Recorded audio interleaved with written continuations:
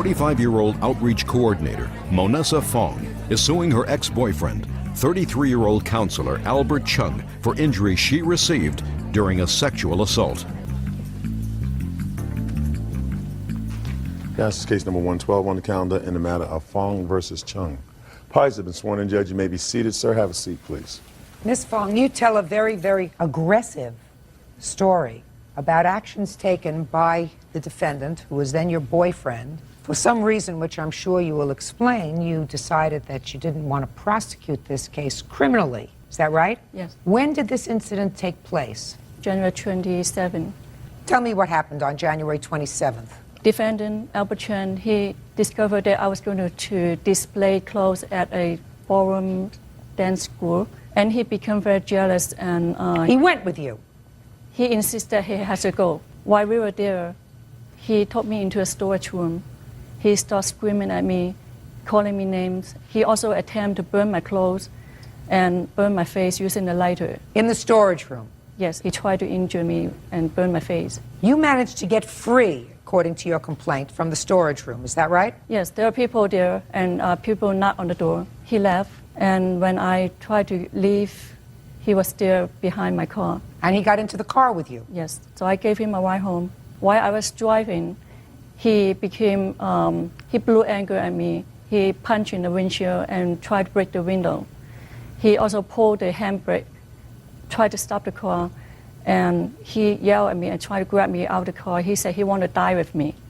And there are policemen behind us, and they took him out of the car. You were actually taken into custody. Is that right, sir? No, the police took me out because I have a open can of the beer, and then they thought I was drunk. But where did they put you, Mr. Chung? On the street. They left you just on the street? On the street. You left, is that right? I told the policeman I was very scared. I do not want the defendant to be in my car again. The police officers told me I could file a police report. And did you do that? Yes, I went to a local station and filed a police report. That night? That night. And an emergency restraining order was granted to me that night. And what happened when you got home? When I stepped into my house, it was close to 2 o'clock in the morning. I heard defendant Albert Chen leave a message on my recording. He sounded angrily on the phone. He threatened me to pick up the phone. I did not pick up the phone. 15 minutes later, the doorbell rang. I knew it was him, so I did not answer. And I tried to call 911. And defendant called in my phone at the same time, so I could not dial out. He threatened me to give him $35 for the taxi fare. For the cab fare? Yes. I refused, but he threatened that he'll make a scene out of it and wake up my neighbors. So I brought the money out and gave it to him. He forced his way in. Once he's inside, he grabbed on me and threw me on the ground. He got on top of me. He twisted my wrist. He injured my spine and my joint. And he attempted to rape me by pulling down and ripping my pants. And I brought my evidence of the ripped and torn pants. I don't have to see them. The elastic was broken. Go ahead. And I started screaming, and he stopped. For the rest of the night, he abused me by threatening me to drain the toilet cleaner. He forced me to smell lighter gas. He threatened me that if I reported to police, he would kill me. How did it come about that he left your apartment? My mother called about 9 o'clock in the morning. The first time he did not let me answer the phone. I said, if I don't answer, my mother will call the police. Then he let me answer the phone. My mother said she was coming over. So then the defendant left. And I called the police and made the second police report. But I told the police officers that I do not want him to be arrested because I was too scared that this guy will retaliate. Let me see the police report. This is the first police report.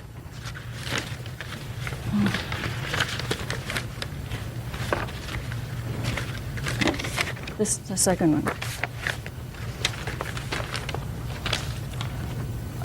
And the bottom is stated that I asked the officer to not arrest the defendant. Why?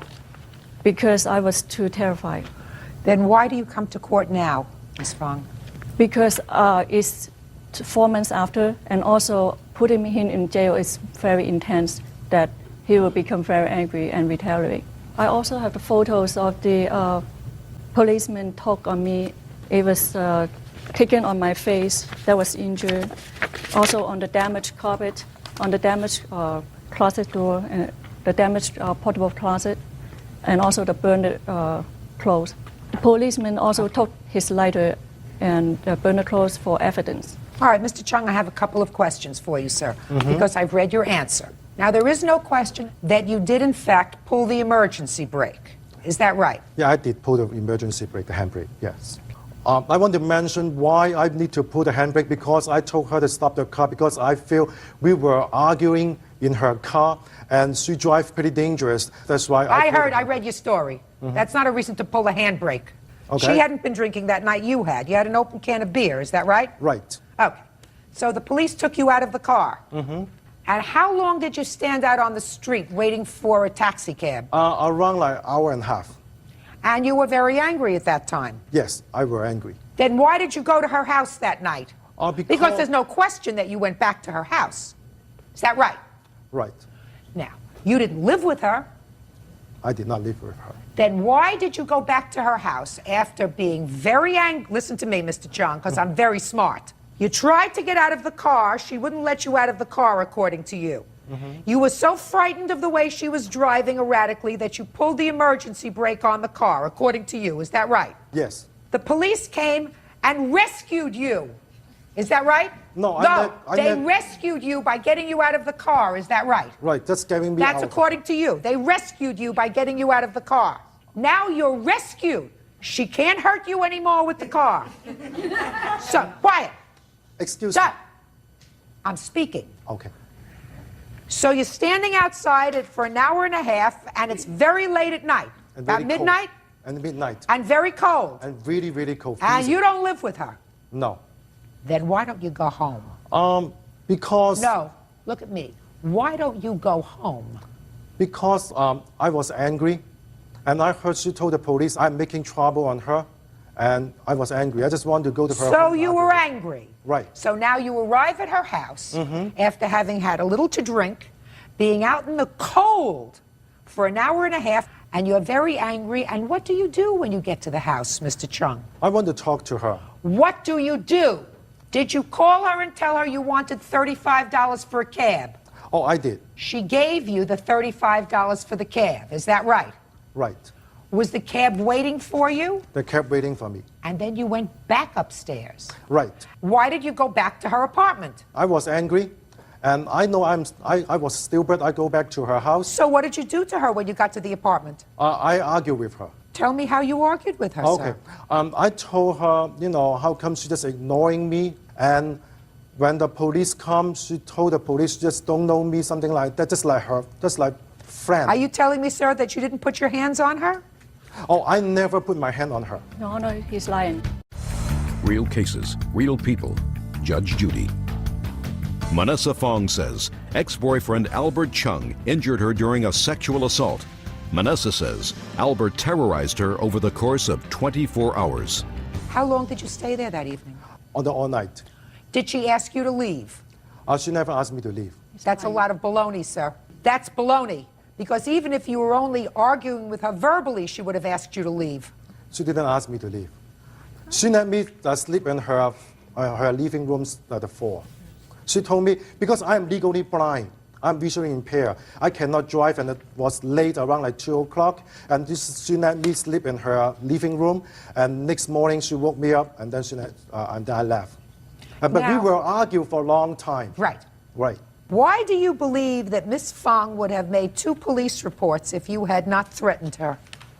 Because when the argument, by the time, my language was very strong and insulting her, and she was angry. And I just want to make sure you understand, I didn't do anything physically. I don't believe that, beat sir. her, I believe that you and- did something physically to her. I believe that you did. I believe that you went there that night and you were very, very angry. Right. And when you are very, very angry, based upon something that you did earlier that evening, you, for whatever reason, wanted her to stop the car, and you pulled the emergency brake up. You could see good enough to pull up the emergency brake. I don't need to Now, see, I can feel it. Just like you can feel her face. You pulled up the emergency brake, which means, Mr. Chung, that you have a temper. And what she did later on that evening, which was, according to you, felt sorry for you and let you sleep on the floor of her apartment, that doesn't sound like the kind of woman who would not let you out of a car if you wanted to get out of the car. So you got a temper. You've got a temper. What's And I temper believe mean? that you punched the windshield on the car. Didn't break it, but I believe that you punched it. I did. Sure, because you have a temper. And that was before you were standing outside for an hour and a half in the cold at 1 o'clock in the morning. That was before. After you were really mad because she was ignoring you in the ballroom. Right? Mm-hmm. Good. You better stay away from her because, you see this judge? You may get some very nice judge if you go near her again. You may get somebody who will be very sympathetic with the fact that you tell them that you can't see, you're legally blind, you're a poor soul, all right? You can't put your hands on anybody. Never. In anger. And get away with it. And I'm just very sorry that she didn't follow through. But I tell you something else. If you ever go near her again, ever, it is very possible that you're going to get unlucky and get somebody just like me. Do you understand? Mm-hmm. And if you get somebody just like me, you're going to go to jail. And they don't care what your handicaps are. Do you understand? Yes. Keep your hands to yourself and stay far away from her. Judgment for the plaintiff in the amount of $5,000 as requested. Stay away from her. Thank you, Your Parties are Honor. excused. You may step out. I was terrified. The defendant was threatening me if I arrest him and put him in jail, he will kill me and my family. I didn't do it, and if I did it, after the police did the full investigation, I already been in the jail. And now the next case.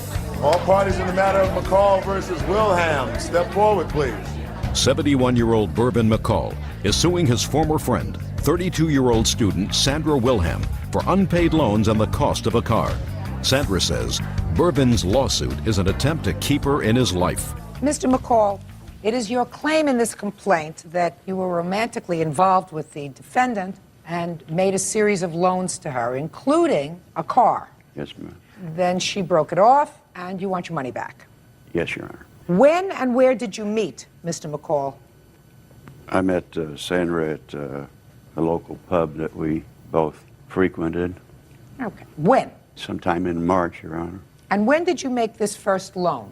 Well, the first thing that happened, I had bought a computer, and Sandra agreed to come over and download it for me. Then she'd had an accident, and she had picked up a DUI, and her car was wrecked. So I then called her and asked her if I could be of any help to her. She said, well, my mother's got a car, that 88 Crown Victoria. Her mother was asking $2,300 for the car. I gave Sandra $2,300. We went in. She gave us the title. We then proceeded to go down and get it plated and titled. Did you expect Miss Wilhelm to pay you back the money? Yes, I did, Your Honor. Did you ever tell her that? Yes, I No, did, you Your didn't. Honor. Shh. Quiet. When did you tell her that? I told her that before we bought the car. I said, What if did you say? I said, if we buy a car, I'll help you get a car. But I said, I want title to that car. She said, well, how am I going to get plates and insurance and the rest of it? Why don't we just purchase a vehicle? You'll have the first lien on the vehicle so that I'm protected. The truth of the matter is, you really are not terribly protected. All you are, if you have title to the car, is you're exposed in case she has an accident, in case she doesn't get insurance. Well, she did that. I know, but that's a was- problem. Miss Wilhelm, first of all, how old are you? 32. How old are you, sir? 71. Okay. Miss Wilhelm, this, whatever kind of relationship you had with the plaintiff was of relatively short duration. I read your answer very clearly, and your answer says that he clearly wanted more from the relationship than you were prepared to give him. Absolutely. Absolutely. Can I see the title to the car, please? Yes. Who I has just the have a title? certificate of title. I'd like to see it, please. Here's a copy of the title. And I'd like to see the certificate of This title. is Exhibit B and C showing the registration and the application. I just want the title to the car. He has the title. This is a copy. Who has Yeah. the original? I have the original at home. I just made a copy of it, Your Honor. Well, that wasn't very smart, sir. Well, I'm not. That wasn't very smart. because I read the defendant's answer very clearly. She says, Bervin's goal was to control me. When I didn't respond to his advances, he became increasingly hostile. Is that true? That is correct. It's not true. Eventually, I told him that he could have the car back because it's not worth the harassment. That's what you wrote. Is that what you wrote? Yes. Good. Sign the title over to him. Sign it over. Now, He has the title. you're going to sign the copy. We'll conform it. Show where to sign, Bird, would you please? You're getting good at that. Where? He told me he didn't want the car, Your Honor. Sign the title over to him. Signature of seller. And print your name.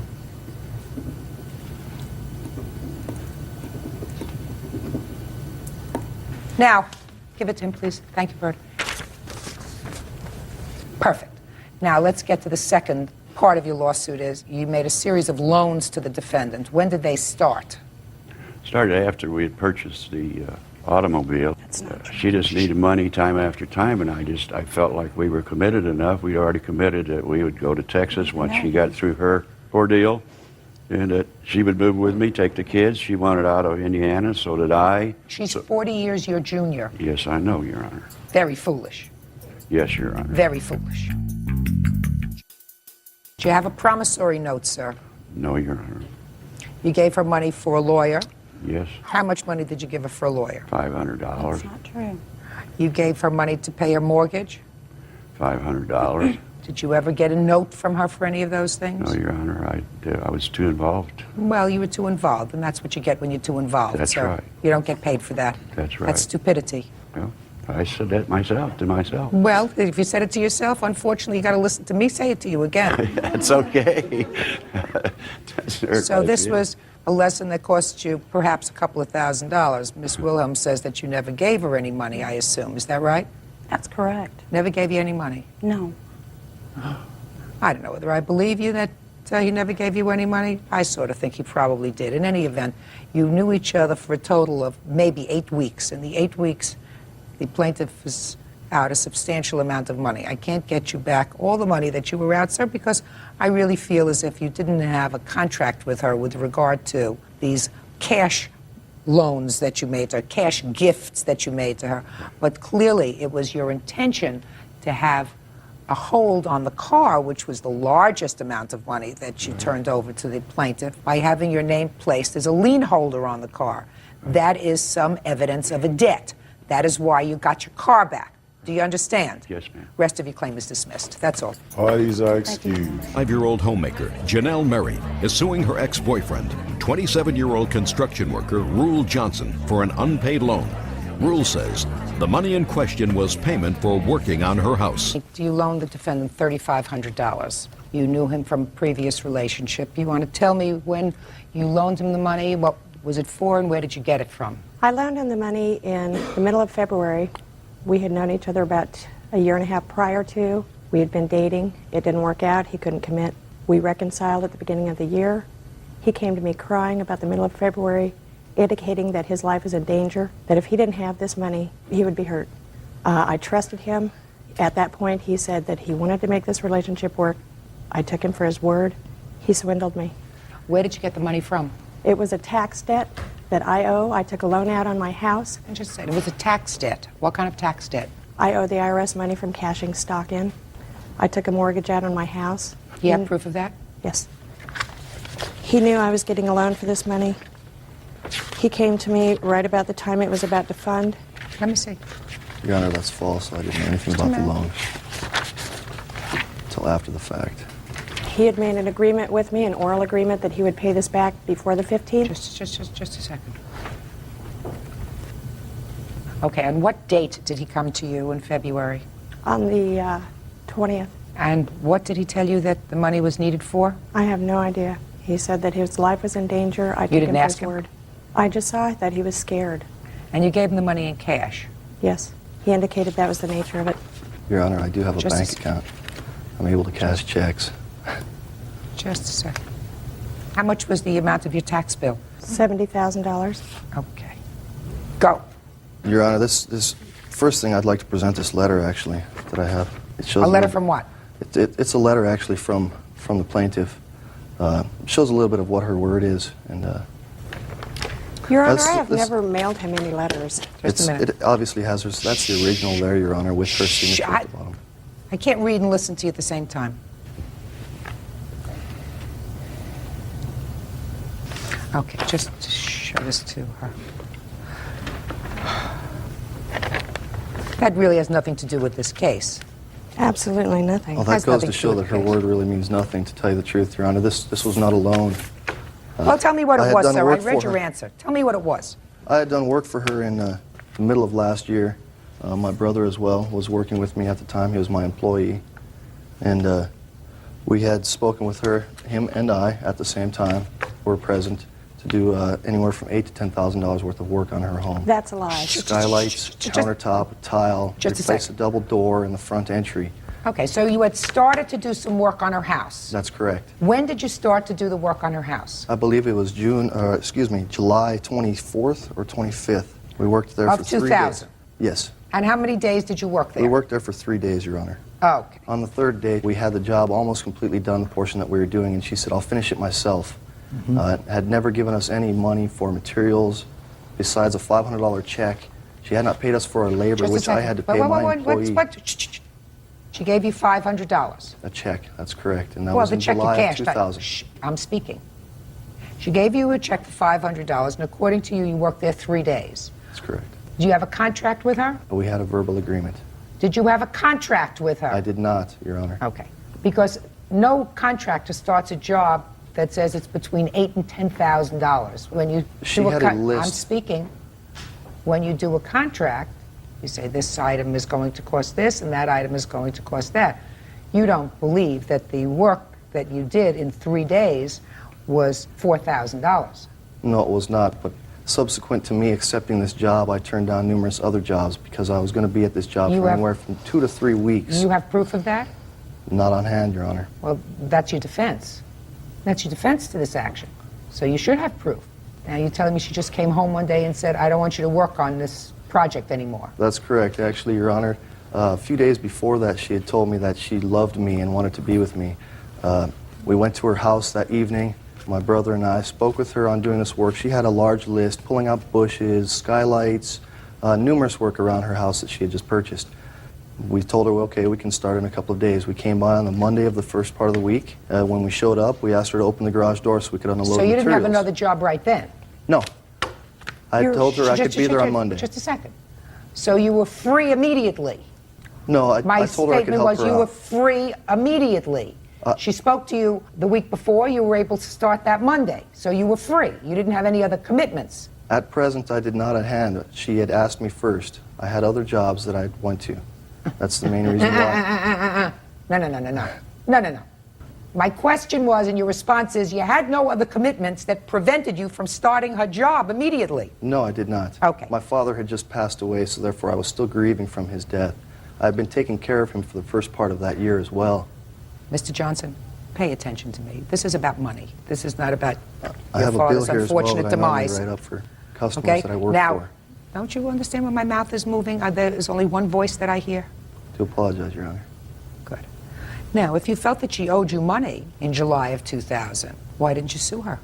I had spoken to my attorney on putting a lien on her house, and work picked up at that time, so I just filed the bill away that I had written up for the initial work that we had started. Then I'd like to see the bill that you say you filled out then in July of 2000. That's correct, Your Honor. For the work that you started.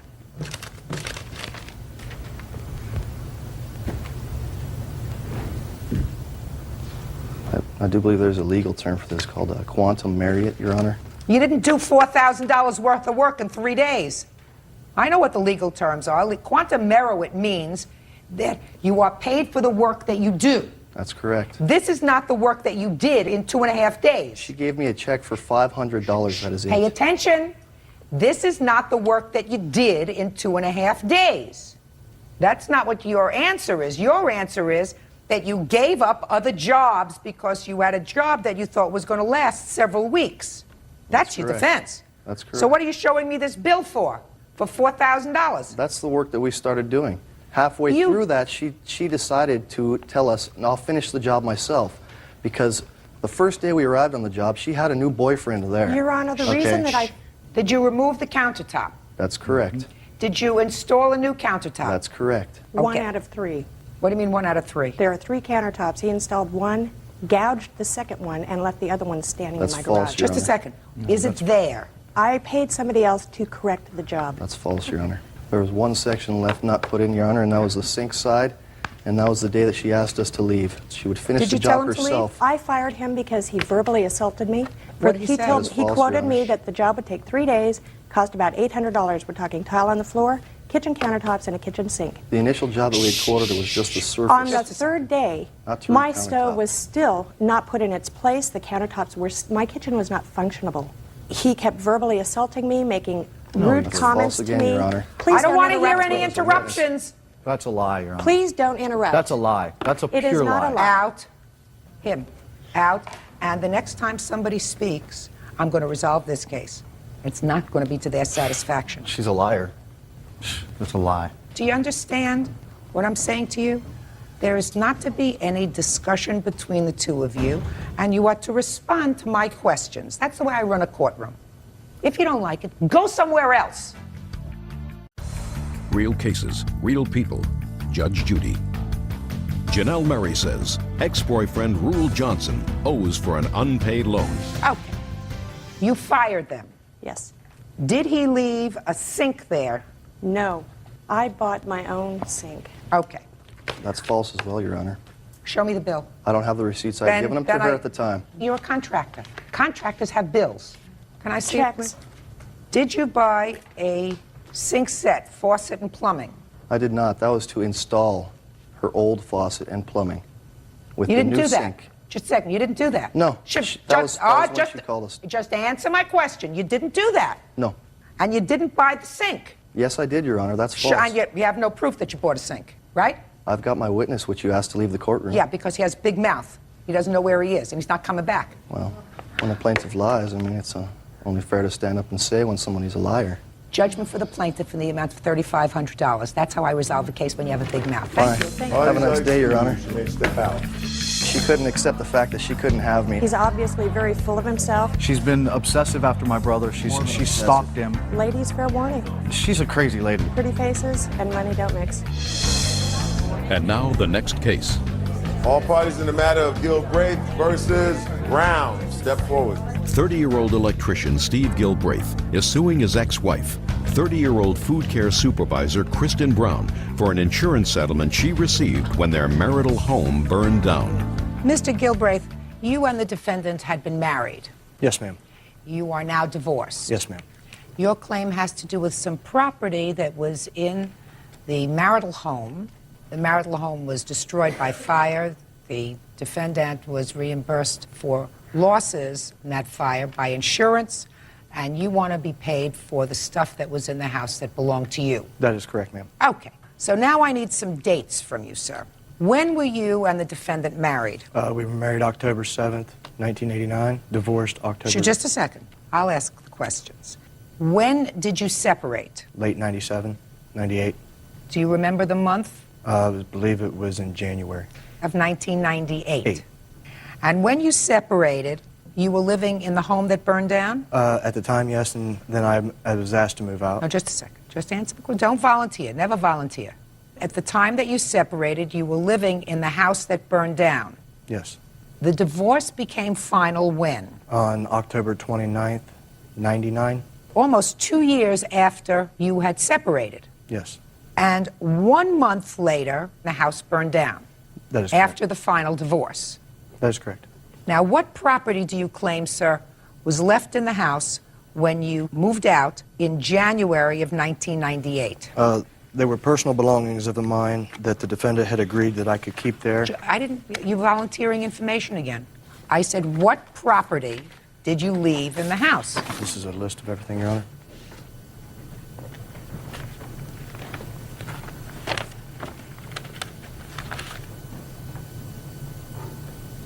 All right, Mr. Galbraith, between January of 1998 and the time of the divorce in October of 1999, had you gone back to the house at all for any of your property? Yes, ma'am, I did. What property did you go back for? Mainly at the time, it was my personal clothing and stuff like that. Things that I had left there were items that I was actually working on remodeling my son's room in the house, my tools and stuff like that. The majority of what I took out was my personal clothing at the time. Now, I see a large document in there. Is that your judgment of divorce? I have my the degree of dissolution here also. I'd like to take a look at it.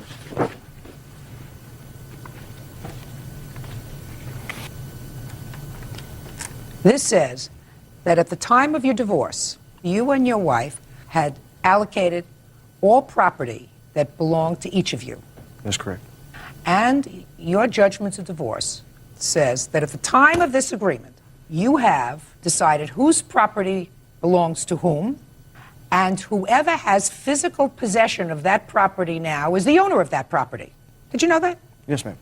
The husband and wife agree that each party shall retain as his or her own, free and clear of any claims of the other party, all items of household goods and furnishings presently in his or her possession. That's what it says. So, at the time that the house burned down, sir, all the property in her possession was hers. The power tools that were in the house I was using to, like I say, to remodel my son's house. Those are tools I use every day on my job. The items that was in there were items that we, her and myself, had agreed verbally that she would allow me to keep there. Then you put it in this agreement. Did you have an attorney? At the time, no. Should have. You signed this. As I said before, we had a dissolution, and it was an agreement between us in the best interest of our children to keep everything. We've been friends for over 20 years. We tried to keep it in the most friendly possible way we could. That's fine. What I'm saying to you, Mr. Gilbraith, is that you keep it as friendly as possible. But when you outline in an agreement all other property, you talk about the house, you talk about the car, your truck, it names the truck, it names the year of the truck, the make of the truck, the model of the truck that you're going to keep. It talks about the car that she's going to keep, that she's going to keep up the insurance. You have to do certain deed transactions. It talks about all of those things. And then it talks about personal property. And if you had any personal property in that home, you'd just as easily say, listen, we have to put in another paragraph and list all this property that I have in the home that belongs to me. That's very easy. Didn't anybody tell you that, sir? Am I the first person who's told you that? No, ma'am. I just, as I said, I assumed, being friends that we were, that I could take her on her word. Did you give him your word that this was all of his property? No, ma'am, I didn't. This list, which was made April of 2001, well after the fire. That's how long it took me to get all the records and inventory from the insurance company. It may be, sir, but you had no insurable interest in the property as of the date of your divorce. Because as of the date of this divorce, you were not the owner of any property that was in her possession. It's a simple legal matter, unless she acknowledges that she was merely holding this property for you. You acknowledge that? No, ma'am. However, she knows the tools that were in my son's room and all my stuff that was there in that room was being done for her in regards to the remodel of that home, which I had promised I would finish. Unfortunately, a fire happened in the home before that. That may be. But you're not suing under that theory that you were a workman doing renovation in the house. Your tools were there when it burned down, and therefore those tools should be covered by her insurance. It also says in my agreement any inheritant material that was in the house was also mine. You're talking about under miscellaneous? Yes, I had things that were given to me by my deceased mother, and etc. Mr. Gilbraith, don't pull my leg. Okay. The section that you're reading says the parties agree that each shall retain as his or own, free and clear of any claims of the other, all items of clothing and personal effects presently in his or her possession. The parties further acknowledge and agree that neither party shall have any enforcement rights to the other's inheritance or expectancies, and all future inheritances and expectancies shall remain the property of the inheritor, which means that if somebody dies in your family and leaves you money or property, she cannot claim any of that property. That has nothing to do with your power tools. No, it has to do with quilts that were made by my mother and my grandmother. You should have gotten them out before 2 years. Those were not power tools. You don't redo your son's room with quilts. No, but that's things that she had stored. Mr. Galbraith, this is a very simple case. You were divorced. the time of your divorce, the judgment's divorce said all property that you each have in your individual possession belongs to each of you individually, free and clear of any claims by the other. You had the opportunity at the time of the divorce to include this list as property that was in the house that you intended to get back, that it was an agreement with the defendant that you would get back. She knew Very that. simple. I said including in the judgment of divorce. You did not do that. If you did not do that, you had no interest in any property in her home. Your case is dismissed. Parties are excused. You may step out. Purposeful manner. Want to tell me when this happened? This happened on the morning of January 28th, What time in the morning? about 8 a.m. Where were you? We were over at a mutual friend's house. What were you doing there? I was driving by to pick up my rental car I had let my boyfriend use to take his friends home. Okay, so your boyfriend was driving your rental car. Correct. Took his friends home. What time had he taken your rental car? About 15 minutes before that, and I had gone home. What, were you partying all night? We were at a friend's party the night before, yes. So everybody was drinking all night. Not all night. We stayed there the night prior and came home in the morning. So everybody was partying all night. Correct. Okay. Why did you have a rental car? I had a rental car because I had been in an accident prior to this about a month before. When you drove by there, you were driving another car. I was driving my boyfriend's car. And he took the rental car to take some people home. Correct. 15 minutes before you arrived, and what did you go there for? He was supposed to be right back, so I went to go find him in the car and went to go get something to eat, and I was driving by and noticed that the car was parked there, so I stopped. Okay, go ahead. I had also noticed that his friends that were with him that evening had bought beer, and I was upset and wanted to switch cars and wanted to leave. Unfortunately, we ended up arguing. He wouldn't give me my keys so we could switch cars, so I would have the rental car and he would have his car. We argued. People came out of the house. We were arguing quite loudly. Once I got my keys, his car was blocking the rental car in. So you couldn't pull out? Correct. Okay. Everyone was in a frenzy, really upset, and from the back of the house... Why was everybody in a frenzy? What were you It was yelling early about? in the morning and we were arguing. What were you arguing about? Because he wouldn't give me my keys. And once I received my keys, I got in my vehicle, the rental car. The defendant and his girlfriend, which is here as well, came out of the back of the house. She went into the house and he came and punched the driver's side window. I was in the vehicle at the time. Did he say anything to you? I couldn't hear. I was in the vehicle. The windows were rolled up. Okay, so he punched the window. You admit that you punched the window? Yeah, with an open hand. I hit the window. Whatever. You admit you punched the window, that the window did not break. There was The the window did not break. other window, though.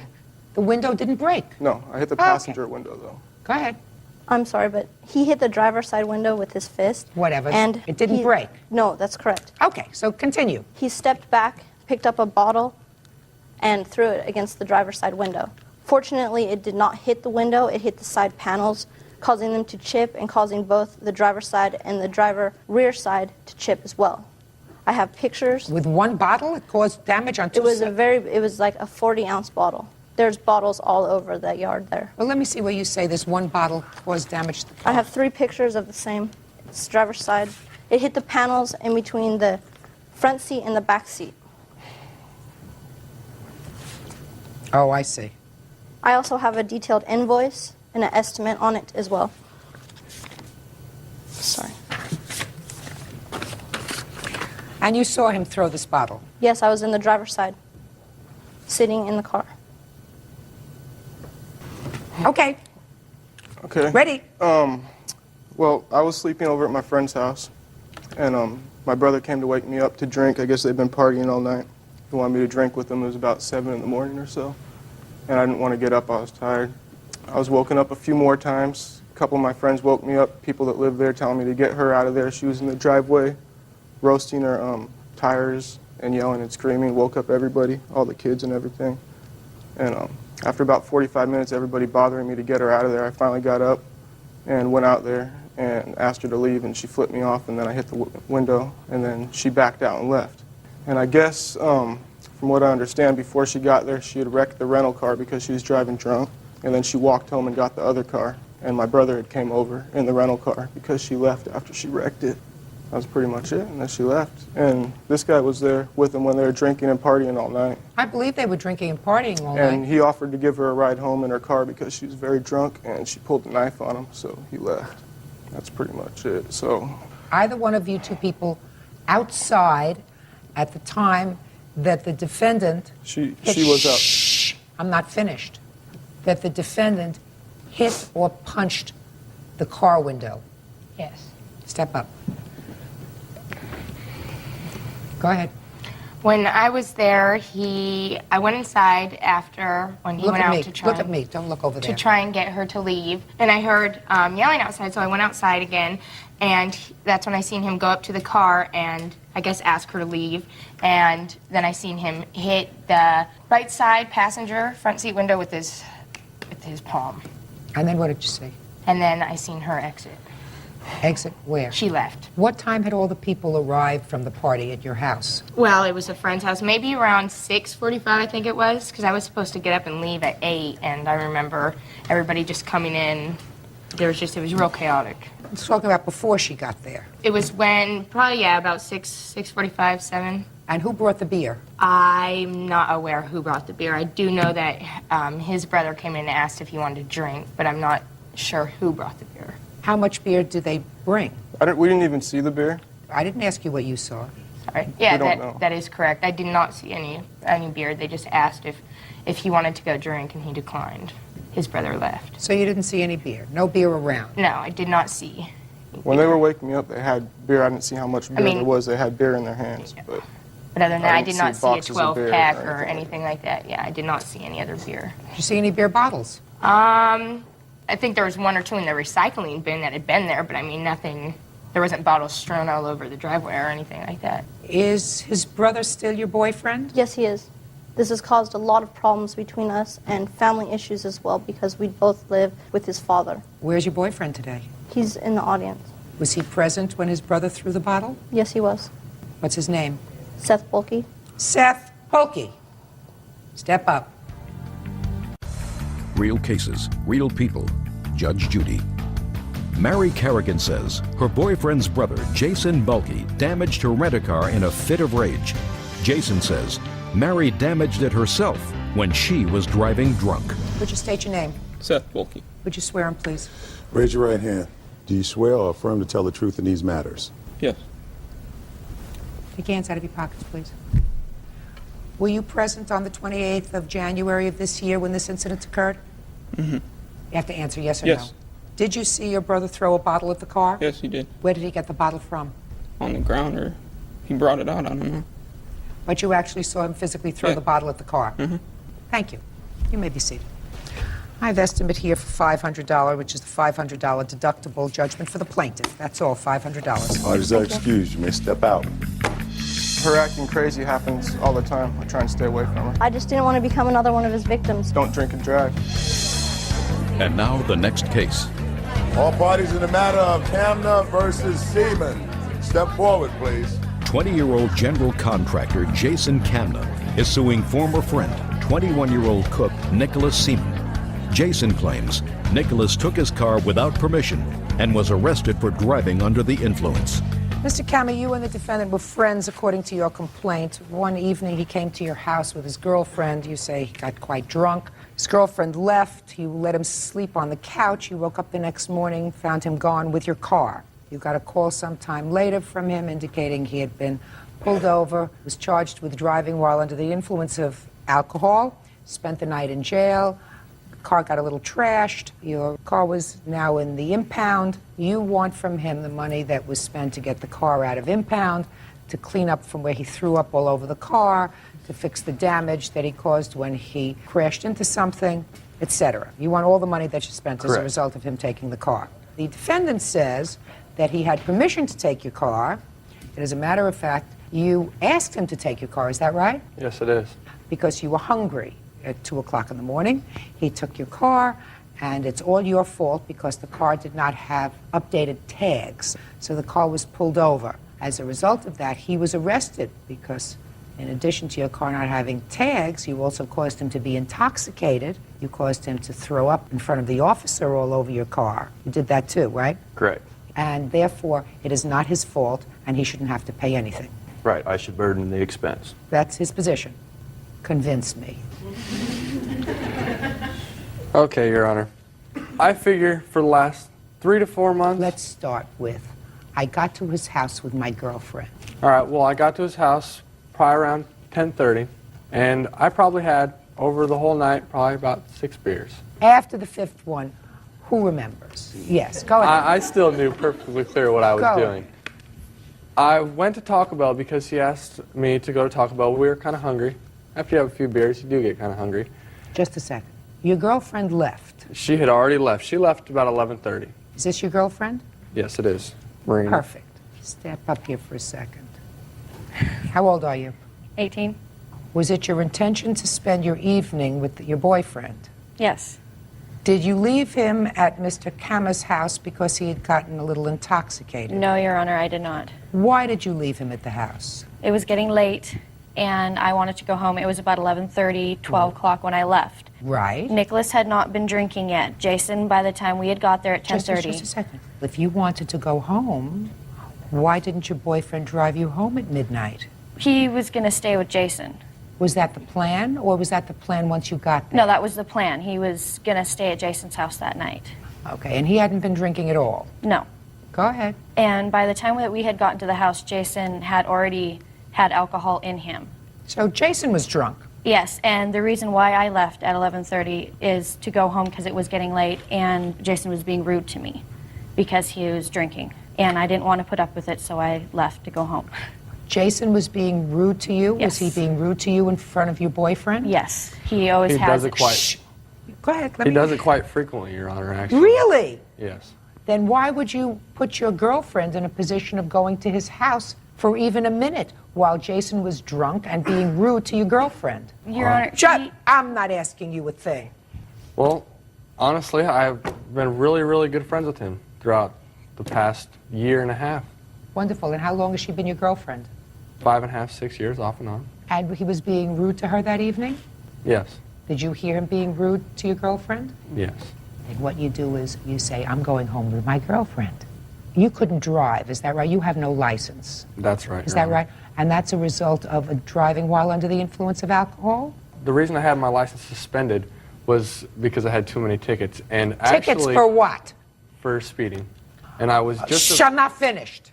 So your girlfriend was doing the driving. You bring your girlfriend over for an evening at Jason's house. He's drunk. He's rude to your girlfriend. So you let her go home at midnight and you stay. According to your answer, sir, it was 2 o'clock in the morning when you got hungry. Is that right? About 1:30, 1:45. It was 2 So o'clock when we got pulled over. I'm speaking.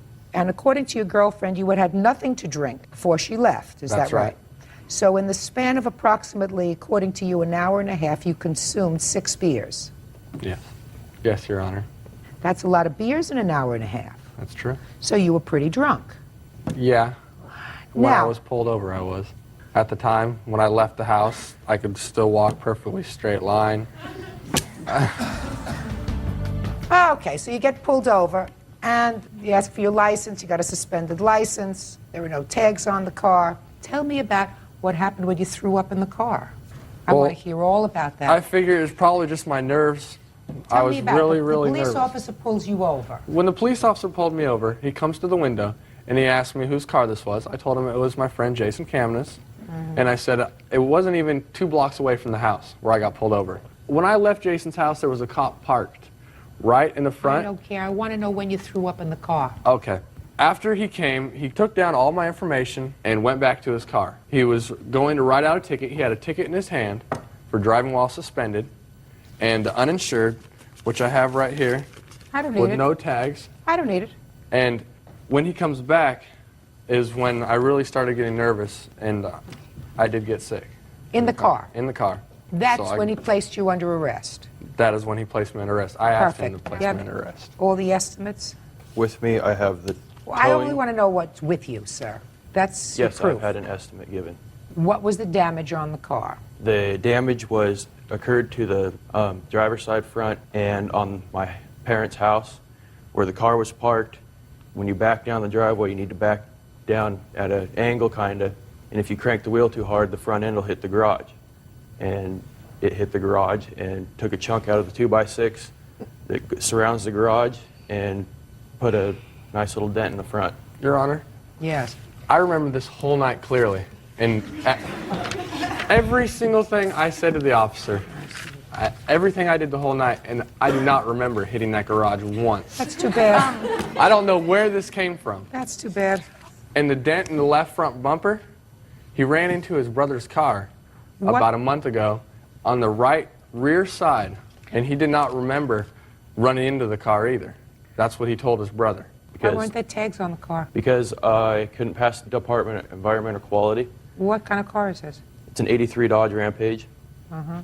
And basically it was negligence on my part not having... What's $575 from This rental resulted after the car, I got it out of impound, and when I got it in to drive it, there's puke everywhere, and there was a knock in the motor, and then the motor seized up. I don't know if that's because when the car was sitting there idling, it tends to get really hot, and if it wasn't shut off, it could do some damage. I'm not paying for a rental car for you, sir. What other damages did you have? I had my towing fees, and I I have missed your towing 6 fees? 6 days of work 6 days of work, why? because I had no car. You had no car anyway. They had expired tags. Well, all I needed was a temporary permit. You didn't have it. Correct. So you had no car anyway. Well, I guess technically no. Right. So if your car isn't registered, you have no car. You have to be responsible. You drive a car, it has to be registered, it has to have proper insurance, but that doesn't mean he can trash your car and say it's not his fault because it didn't have good tags. He was drunk when he took it. He shouldn't have gotten behind the wheel of the car while he was intoxicated.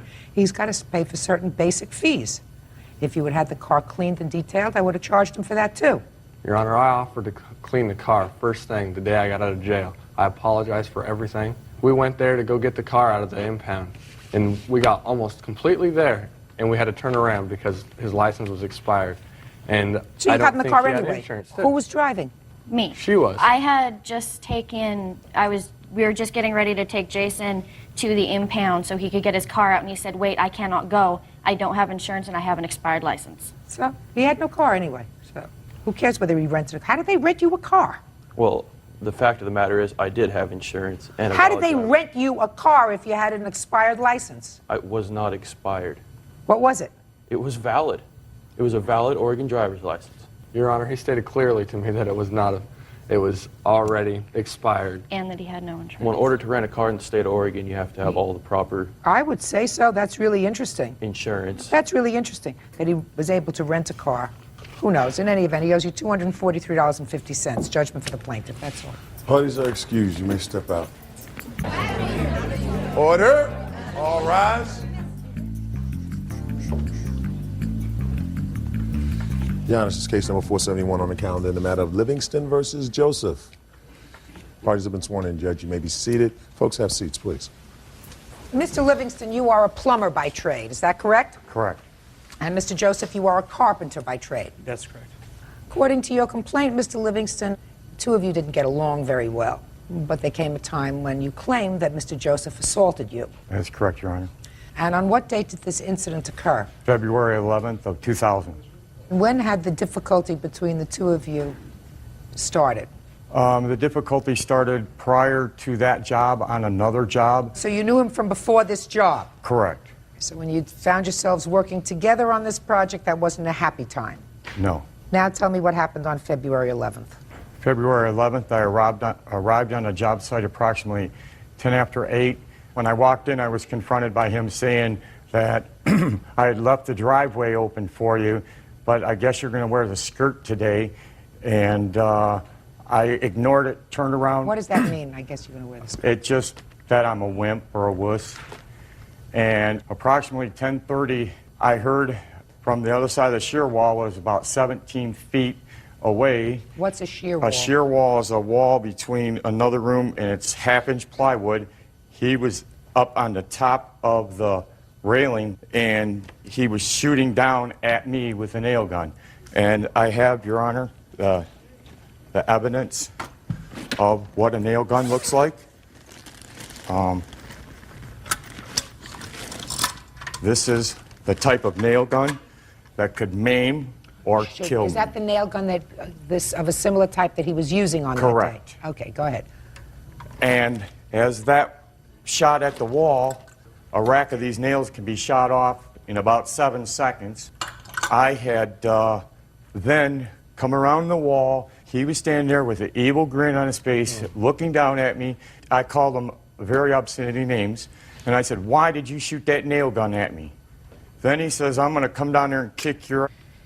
He come all the way down the ladder, threw his belt off his waist, first nail gun, and come down the ladder, got into my face, and then I backed up, and I turned around, and when I turned around, he had grabbed me from the backside and went against the stud wall, and that's when the wall had hit the side of my ribs. And you have photographs of your Yes, injuries. I do. I'd like to see them, please.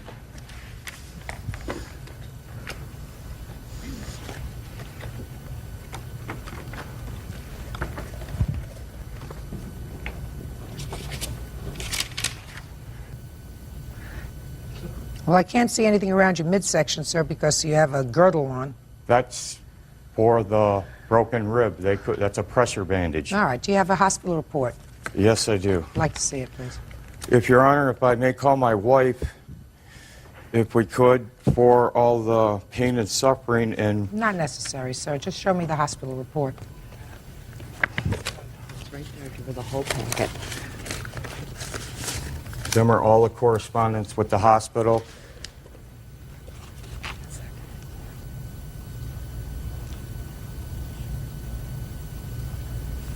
Now we'll hear your version of the event, sir. Well, it started actually in '99, probably about a month beforehand, and one of my carpenters nailed through that shear panel and hit his pipe, and he didn't mean to hit his pipe, but when he found out that he hit his pipe... I heard about that. That's when all the bad blood started between the two of you. Yeah, Let's get to February 11th. Very irate. And Let's get to February 11th, sir. Okay, a day before that, he pulled up to the job site and wanted more access to the driveway, and we were all up in scaffold in the air, 30, 40 feet in the air, and it wasn't possible for us to come down.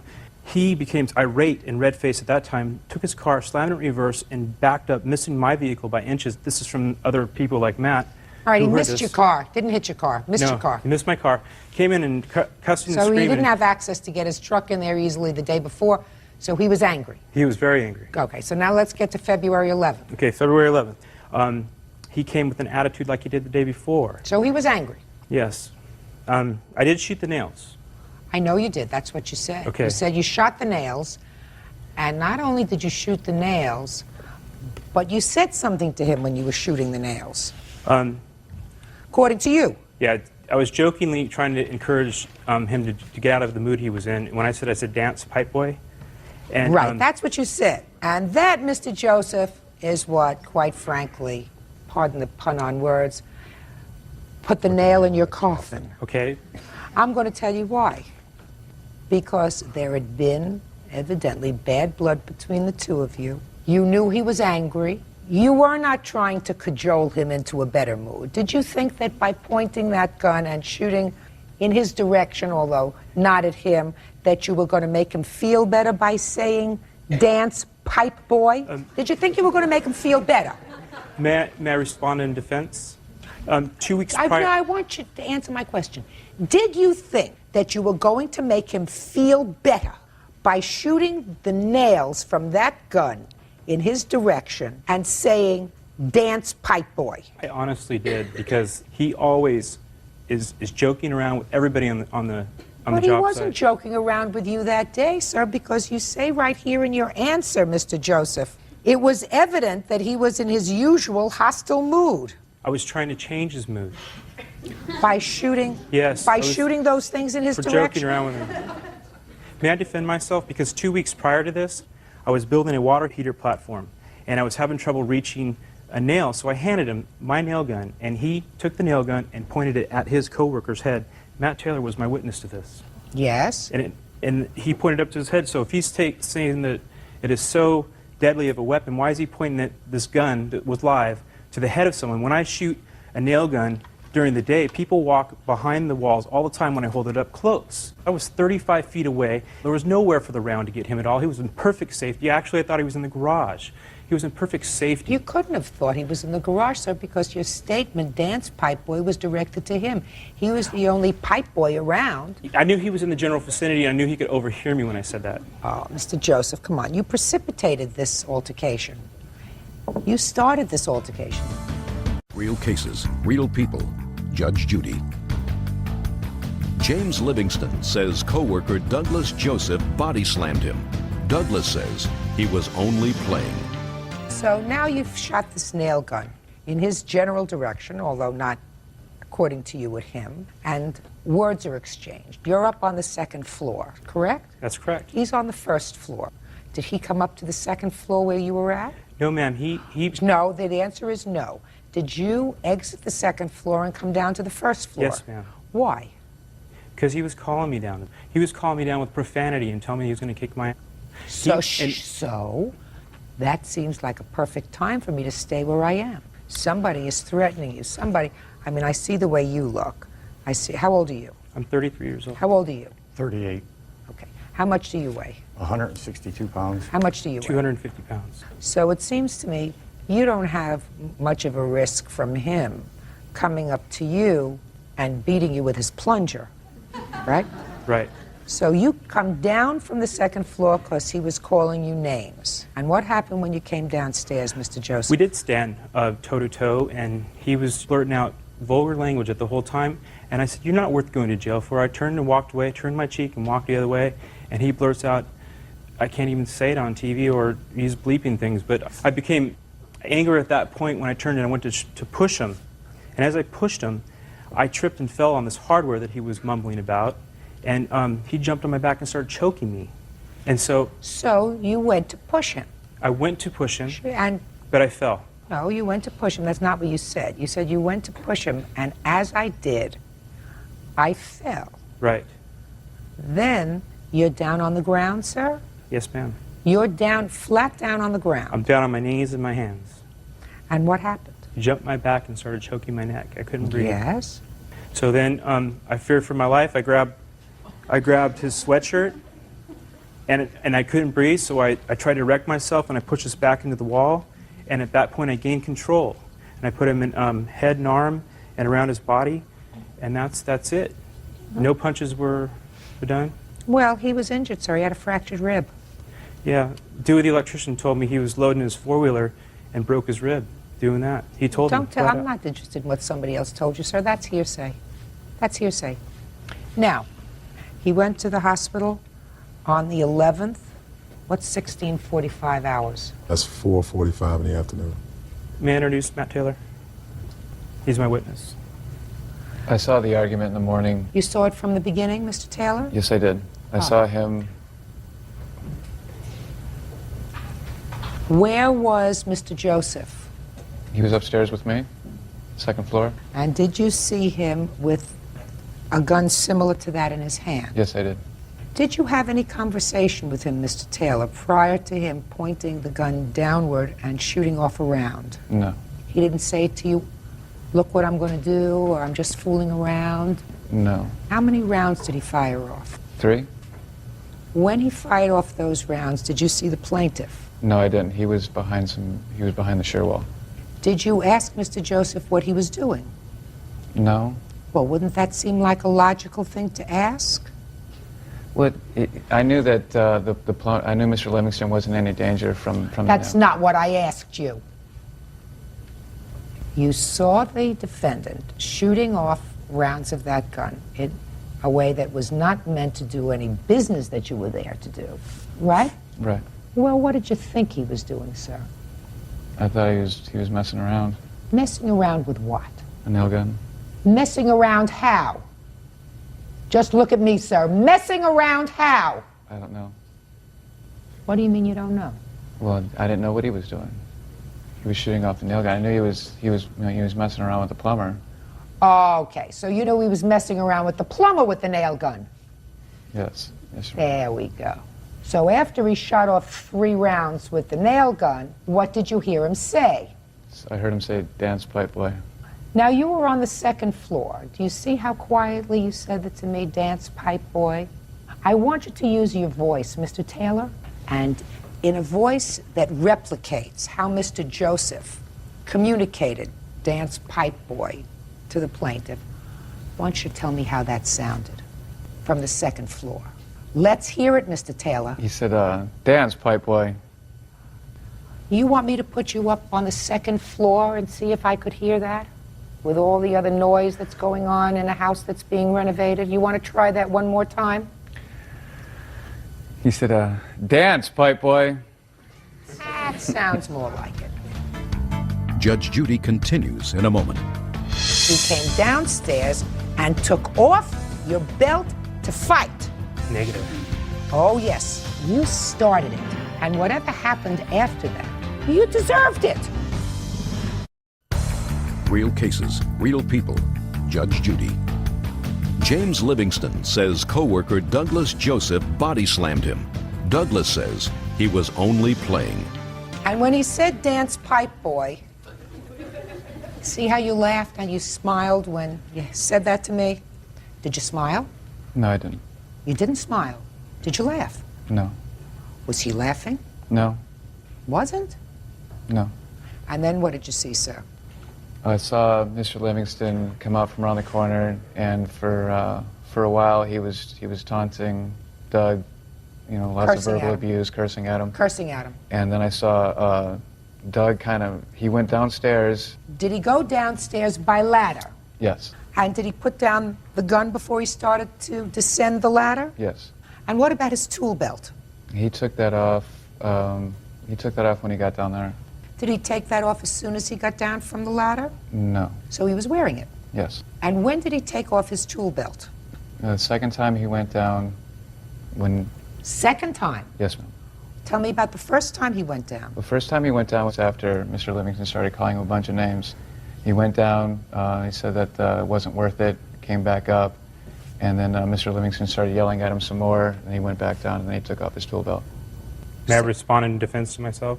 He was saying that I knew you weren't going to do anything about it. Like he wanted to fight, and I didn't want to fight. I tried to walk away from it the whole time. You could have. I could have. Oh, you could have, Mr. Joseph. All you had to do was not come downstairs the second time and take off your belt. How much verbal abuse can someone take? Do you hear that? Yeah, Do you hear that? When it goes on for months, they've had 5 complaints about him with other trades and everything, about how vulgar his language is and That's how... why, Mr. Joseph, I don't believe you when you say to me that you shot the gun at him in an attempt to change his mood from foul to fair.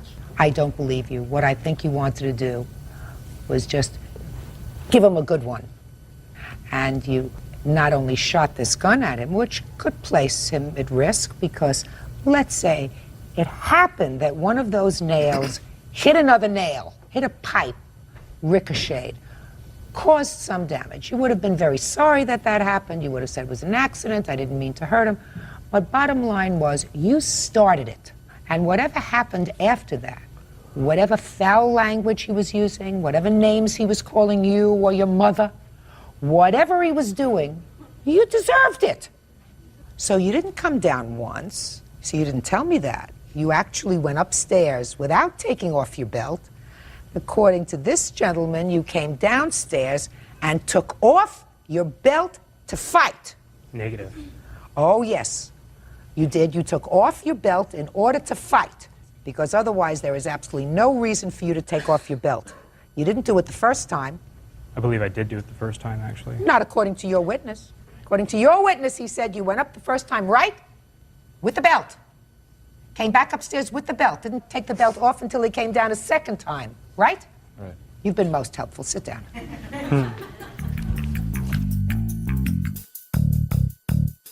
So, Mr. Joseph, sticks and stones will break my bones, but names will never hurt me. I'm sure that that's something that you heard at your mother's knee at some time during your life, and it's too bad that you didn't follow through. You started this incident on this job site. You started it. You started it by behaving irresponsibly with a very serious piece of equipment. And I'm not saying that Mr. Livingston, by responding and calling you names and cursing at you, was a gentleman. But boy, if somebody did that to me, let's just say this. Are you married? Yes, ma'am. Do you have children? Yes, ma'am. How old are your children? They're 10, 11, 12, 13. Let's say a 15-year-old boy doesn't like your 10-year-old and has one of those dart guns and takes out one of those dart guns and starts shooting it in your son's direction. May I defend your leading? No, I want to ask you that question. Actually, an incident happened to my son just the other day where he was beat up by 3 of the neighbor boys, and I walked over to the neighbor after just relaxing about it and talking to her, and said, I know that boys will do things, and he had a hurt rib and a bloody nose, and you went over and said, I know that boys will do things. Yeah, Really? They beat him up, and he was in tears, and everyone, you know, and I responded like, you know, I was in fear of my son, but an hour later I realized that he might have done something to begin with to do something, and then they might have taunted him or something like that, you know. Really? And I think they were both You are such a good person.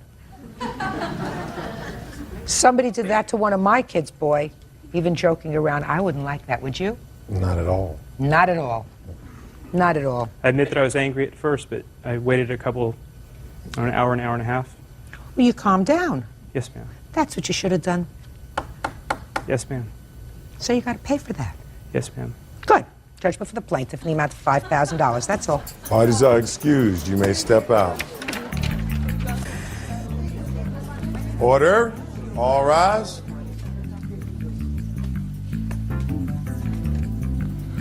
Now, this is case number 459 on the calendar in the matter of McLeod Tenori versus Webb. Parties have been sworn in. Judge, you may be seated. Ladies, have seats, please. All right. Planning a wedding, first wedding for both of you? Yes. Yes. You hired the defendant to do the catering. You were expecting about 150 people. She gave you a price of a little over $500 to do all the catering for 150 people. So far, is that right? Correct. That's correct. That's some bargain. Night before the wedding, you were arrested. Had some outstanding matter with the police. You were pulled over for a traffic violation, held overnight. You called them from jail? Actually, Your Honor, I had to call my mother at 6 o'clock that morning and ask her to get in touch with a partner of mine that was supposed to help me prepare for the wedding. And she got in touch with my partner at 9 o'clock that morning. Okay. In any event, you were ultimately contacted, told you wasn't coming. You had to hustle and scramble and find a deli and get sandwiches and whatever to feed these 150 people. You not only want your deposit back, you want $5,000 from her because you say she spoiled your whole day. Right? That's accurate. It's never going to happen. Understand that it's never going to happen. The defendant did, in fact, volunteer to give you $1,000, right? That's correct. You said, I'm prepared to give you $1,000 for your aggravation and everything else. I feel terrible. What happened? And you said no. Why did you say no? First of all, Your Honor, she didn't contact us until December 18th, 2 months and 4 days after the wedding, after she'd been served with the court case. You mean she didn't send you back your deposit either? No, wouldn't even return my phone calls. And we didn't find out. Then you got angry. Well, partially. I also spoke to a lot of lawyers and people, and they said when you sue for the maximum, and then you see what you can get, you barter or whatever, so. Your Honor. Your Honor. That's why lawyers have such a bad reputation. Your Honor, the reason why I didn't contact her as soon as I got released, which is after 11 days, I missed 3 weeks of work. I got out to almost being evicted, and I had a tragedy in my family. There was a lot of things going on when I got out. And I also tried to contact her before I was served, and when I spoke with her, she told me that she was on her honeymoon and that she did not receive any of my messages. What were you incarcerated for the 11 days? For not showing up, for being a material witness in an assault case, which was my past landlord. And at that time, my landlord had been threatening me, so I moved. Whatever. So you were served to appear as a witness in a criminal case. You didn't appear. Right. What do you expect to get from her? Well, I think mostly it was the cost we incurred. Our wedding, we served hot dogs instead of the elegant meal we had planned. You weren't going to get an elegant meal for $500 for 150 people. Well, actually, when we interviewed with her, I asked those questions because we were inviting people from all over the country, and no one traveled less than an hour because we were in the mountains where we got married. For $500, you don't get a big spread. I know, and okay. I even have the stuff she faxed me, and I questioned it. She showed us books to say, you know, people cooked the food for her. That's how she was able to do it. If it looks too good to be true, it's usually not true. You look like an intelligent lady. Did you ultimately have a good time at your wedding? I think the only time I really remember was the actual ceremony. That's great. We never went over to the tables. We never even ate the food. It Good. was taboo, and I was so humiliated and embarrassed, I didn't, want to even start crying in front of my guests. So Okay. It will be a day you will remember. we've got stories, that's for sure. That's for sure. But Ms. for the- Webb, did you make an offer to them to compensate them in the amount of $1,000? Yes, I did. Why did you do that? Because, Your Honor, I felt very terrible that I could not be there to cater her wedding. That's what I love to do. Why didn't your partner get over there with some of the food? Evidently, she wasn't true. She wasn't a real friend. Excuse me, Your Honor. What? Can I say one more thing? We actually didn't find out that Alicia wasn't coming until 3 o'clock, and the wedding was due at 4:30. It's a situation that was unavoidable. Well, right. And it's not as if she blew off your wedding to do something else. Well, I don't She know. would have much preferred to do your wedding than to be incarcerated. So the only question is, what are your damages? And what damages can you reasonably expect from the defendant? Now, she certainly has to return your deposit to you, which is $200, right? Correct. She has offered you $1,000, and I think that that is a pretty reasonable offer under the circumstances. So that's my judgment for the plaintiff in the amount of $1,000. That's all. Parties are excused. You may step out. Some of the more elegant things was like a fondue pot with Baileys and chocolate drizzled on tea biscuits, and these folks ate hot dogs. I checked with other catering companies, and they would have been spending like $2,000 for 150 people. And now the next case. All parties on Hart versus Kirby. Step forward, please. 18-year-old salesperson Jennifer Hart is suing former friend, 18-year-old package handler Brian Kirby, for damage to her car and stealing money from her wallet. Ms. Hart, according to your complaint, the defendant caused damage to your car and stole your wallet or money from your wallet. The defendant said he was in your car, but he didn't cause the kind of damage you're talking about. From what I gather from these papers, you were at the defendant's house visiting an ex-boyfriend or something who was also there. Mr. Kirby, according to you, you believed that the plaintiff's boyfriend had stolen money from your father. Is that right? Yes, ma'am. So in order to get the money back for your father, tell me what you did. It's like can I tell you, start from my point of view? Now listen to me. You believe that the plaintiff's boyfriend went into your father's room and stole money. Is that right? Yes. So you decided to do something to the plaintiff's car, right? No. Did you go into the plaintiff's car? Yes, ma'am. What did you do in the plaintiff's car? I opened up her car door, and then I proceeded to press the button because it's a detachable city face. Took the city. I don't know what you're talking about. Press a button and it's a detachable city face. I have no idea what that is. All right, the CD face comes off of the CD player, and I took the CD face off the CD player and put it in my jacket, and then walked to my house. And was she inside of your house at the time? Yes. So she didn't know that you were doing that? No. Now, what did she have to do with money that the boyfriend allegedly stole from your father? Well, she's the one that brought him into my house. Had you ever met the boyfriend before? Yeah, he hangs around with my little brother. So he'd been to your house before? Yes. So he wasn't a stranger coming into your house? But through the grapevine, I heard that... I don't care what you heard through the grapevine. Through the grapevine, you don't talk about in court. Real cases, real people. Judge Judy.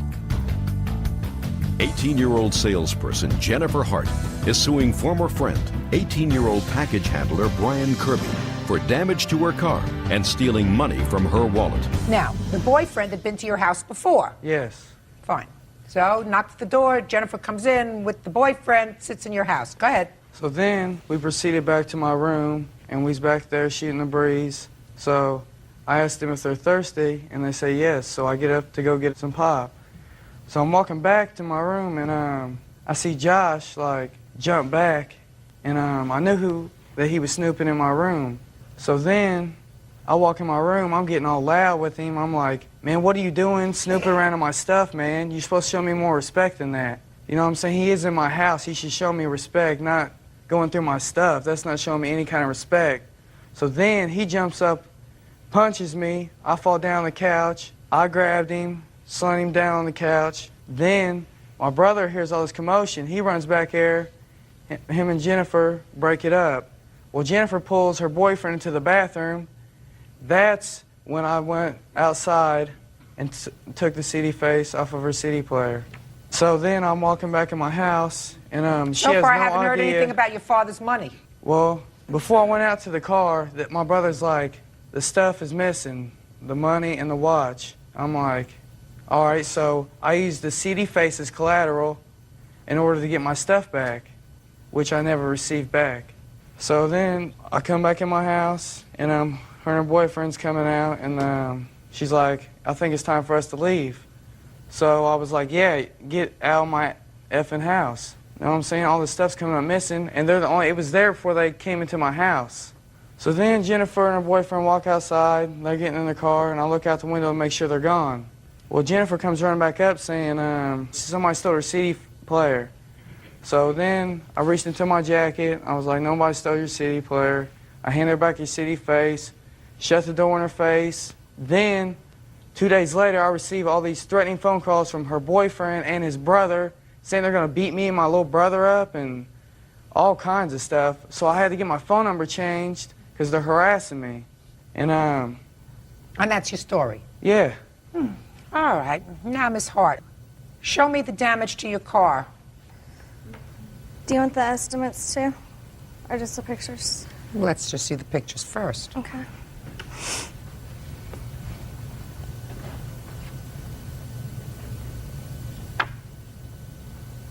Well, it looks as if, unless this was done before, it was more than just pressing a little button and the face comes off here. I mean, I'm not good with electrical stuff, Bert. Ooh. Yeah, that's a lot more damage than the face coming off, Judge. Let me see the estimate. This one was for the parts of the car, and that's for the CD player and the installation, I believe. That's for the CD player, parts for the car. Okay. And what about this wallet, Miss Hart? Whenever I went into Brian's house, he said that I went there with Josh. Josh was already there whenever I got there. I got off work and went over there to see them. And What word so didn't you understand? I said wallet. it was laying in the middle of my seats whenever I went into the house. Whenever I went back out and noticed that my stuff was gone, all the money was out of it, and he said that he didn't do it. He might not have done it. I don't know who else would have. He was the only one that got in my car. Was your car open? I left it unlocked because I'd been over there You left it many unlocked? times before. Yeah. You left it unlocked. Yeah. What kind of brains does it take to leave your wallet with money in an unlocked car? I've been over to their house like so I many don't care whether you times were over before. at their house. I don't care if you were in a monastery. People with intelligence don't leave their wallet in the middle of a console with money in it in an unlocked car. You got me? Yeah. Good. Now, this is not a very difficult case, Mr. Kirby. What you did that day was to commit a crime, and you could have been arrested for it because you went into her car, you defaced her property. You had no right to enter her car. It wasn't even Miss Hart that you thought had taken property out of your house. It was somebody else that you were holding her responsible for. You can't do that. Do you understand? Yes. Have you ever been arrested before? Yes. Look at me. Yes. For what? Look at me. Contributing to a minor. Contributing to a minor? Contributing to the delinquency of a minor? Yes. In what context, sir? How old are you? 18. So that must have been a rather recent arrest. Yeah. Huh? Yes. And the minor was a female Yes. who was under the age of 16. Yes. And was that your only arrest, Mr. Kirby? Is not an answer. No, I got arrested twice. The second time was for stealing some condoms. Some condoms? Yes, out of Marsh. That was in and around the time you were contributing to the delinquency of a minor? No, that was after. Oh. The damage, as indicated in your estimates, Ms. Hart, is $664. Judgment for the plaintiff in that amount. That's all. Parties are excused. You may step out. Step forward, please. 21-year-old Army National Guardsman Heather Johnson and her fiancé, 22-year-old telecommunications technician Sean Abbots, are suing 34-year-old hotel maintenance manager Jeff Lacasse for unpaid wages and a deposit on a car. All right, this is not a very difficult case. I'm going to start with Mr. Lacasse. Mr. Lacasse, you knew the plaintiff casually, I assume. He did a little bit of work for you at some point? Yes, Your Honor. And that's another small part of this lawsuit that he says you owe him for a day's pay. Do you owe him for a day's pay? The hotel that I work for owes him for a day's pay. Did you ask him to work for you for that day? I asked him to work for the hotel. We were doing, to expound on that a little bit, we were doing the installation of some furniture at the hotel. Did he ever sign anything with the hotel? I don't think so. Well, if he didn't sign anything with the hotel, sir, and you asked him to work, were you in charge of this project? Yes, I was. Then you pay him, because he was never paid. And if you were in charge of the project, and you didn't see to it that he got signed up to be put on the hotel's payroll, you pay him. I'll figure that out in a minute. Let's get to the real crux of this lawsuit. You sold him a car Yes, I did. for $900. Yes, I did. According to you, he gave you $200 in cash at some point. Is that Yes, right? that's correct. And he also gave you a check. That's correct. And before he gave you the cash, he gave you the check. That's correct. And he said to you that the check may bounce That's correct. later. And he said, let me give you the cash instead. So he gave you the cash. But you and your wife went and deposited the check. The check had been deposited before the cash was received. Fine. And you got the money for the check? We did not. The check went bad. It went insufficient funds. We were given $200 for the check. So all you got so far was $200? That's correct. Okay. In any event, he had the car for a little more than a week's time. You couldn't come to terms with method of payment on the car, so you took the car back. That's correct. And you're keeping the $200? Yes, I am. What makes you think that you're entitled to keep the $200? When we first went to sell the truck, I purchased a battery so the truck would start. It had been sitting for over a year. And then there are phone calls that I made several times over and over and over again to try to get one of either Mr. Abbott's or Miss Johnson to call me to let me know what was going on. And then my time and efforts to go get the truck and bring it back to my residence. How far does he live from where you are? Probably about 25, 30 miles. Not a big deal. No. He told you initially when you gave him the car that he probably would not be able to pay for this all at one time. That's correct. So? Well, you knew money but was tight? The situation was, though, is that he also told me that he was going to be getting a loan from his step-grandmother. He was going to try to get a loan. He was going to try. Try! But what he said was, I'm going to try to get a loan. That's very true. Well, he didn't get the loan. So you knew he had difficulty. You knew you had this old truck laying there that you hadn't started for a year. So, did you sell the truck? I sold the truck to him. After you repossessed it. No, we did not sell the truck. I kept it. He drives it to Oh, work. just a second. Because now it's working, right? Right? Yes, ma'am. It's working. All right, easy case. You got the truck, you want to give him the truck, or you want to give him the $200? I'll give him the $200. Perfect. Now let's talk about the day's pay. How many hours did you work? I worked 7 hours. Which was, you were supposed to be paid $8 an hour? $56, yeah, total. Fine. It's easy. Anything else? What do you want to say? Your Honor, I would just like to say, in regards back to the truck, if I may, the $200 that was given to us as a down for the truck, it wasn't the whole amount. The agreement was the $900, and we were willing to work with them. But after almost 3 weeks went by, after phone call trying to get a hold of them. They didn't have the car 3 weeks. Yes, ma'am, they did. They did have the car for 3 weeks. Until shh. I read all the papers. You made the deal with him on the 29th of August, and on September 12th, you repossessed the car. All right, listen to me. You say you had to put in a battery, right? You're driving the truck. But you're driving the truck. Do you drive it to work? Yes, ma'am, I do now. Perfect. You don't expect him to pay for that. Judgment for the plaintiff in the amount of $256. That's all. Parties are excused. You may step out. That's all right. Well, they wanted their $200 back, and I can understand that. I'm somewhat pleased. It really doesn't matter because I'm going to Disneyland. I just wish they could have been more friends about it, since we were friends in the past. That's just case number 488 on the calendar in the matter of Houghton versus Nicolay. Thank you. Parties have been sworn in, Judge. You may be seated. Sir, have a seat, please. Let me see if I understand this case. Miss Horton, your husband was incarcerated. Right. And while he was incarcerated, you were living not far from the defendant. Correct. You had an arrangement where your husband would make collect calls to her phone from prison in order to talk to you. Correct. It was from county jail. And there was quite a bill that was amassed, over $400 worth of collect phone calls. At some point, you agreed to sign over title to an old truck that's about 20 years old to the defendant to hold as collateral for the monies that you owed her for the phone bill. Not exactly. The title for the truck was only to be used just a second. You agreed to sign over the title to her? Yes.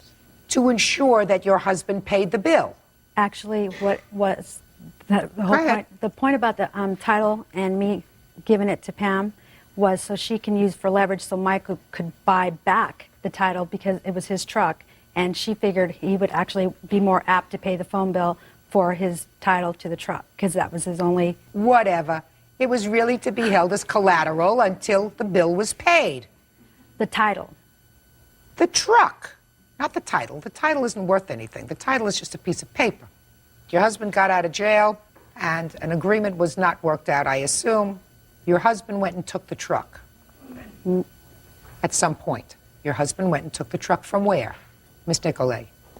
Actually, she stole it from my house on November the 15th. Who came and took the truck from the house? Dolores and the tow truck driver that she supposedly is having an affair with. I don't care. Okay. Now, what you want is you want the truck back. Do you have the truck now? No, I sold it. Sold it? When did you sell it? I sold it, actually I signed title over a few days ago to a gentleman that had purchased it. So this is February? Yes. Between the time that she signed the truck over to you, which was when? She signed it over on September the 18th. And when did he get out of jail? He got out in October. Between October and February, when you signed title over to somebody else, did he pay you the money for the phone bill? No, he did not. He called me up and said that we had agreed on $430 and I would turn the truck over to him.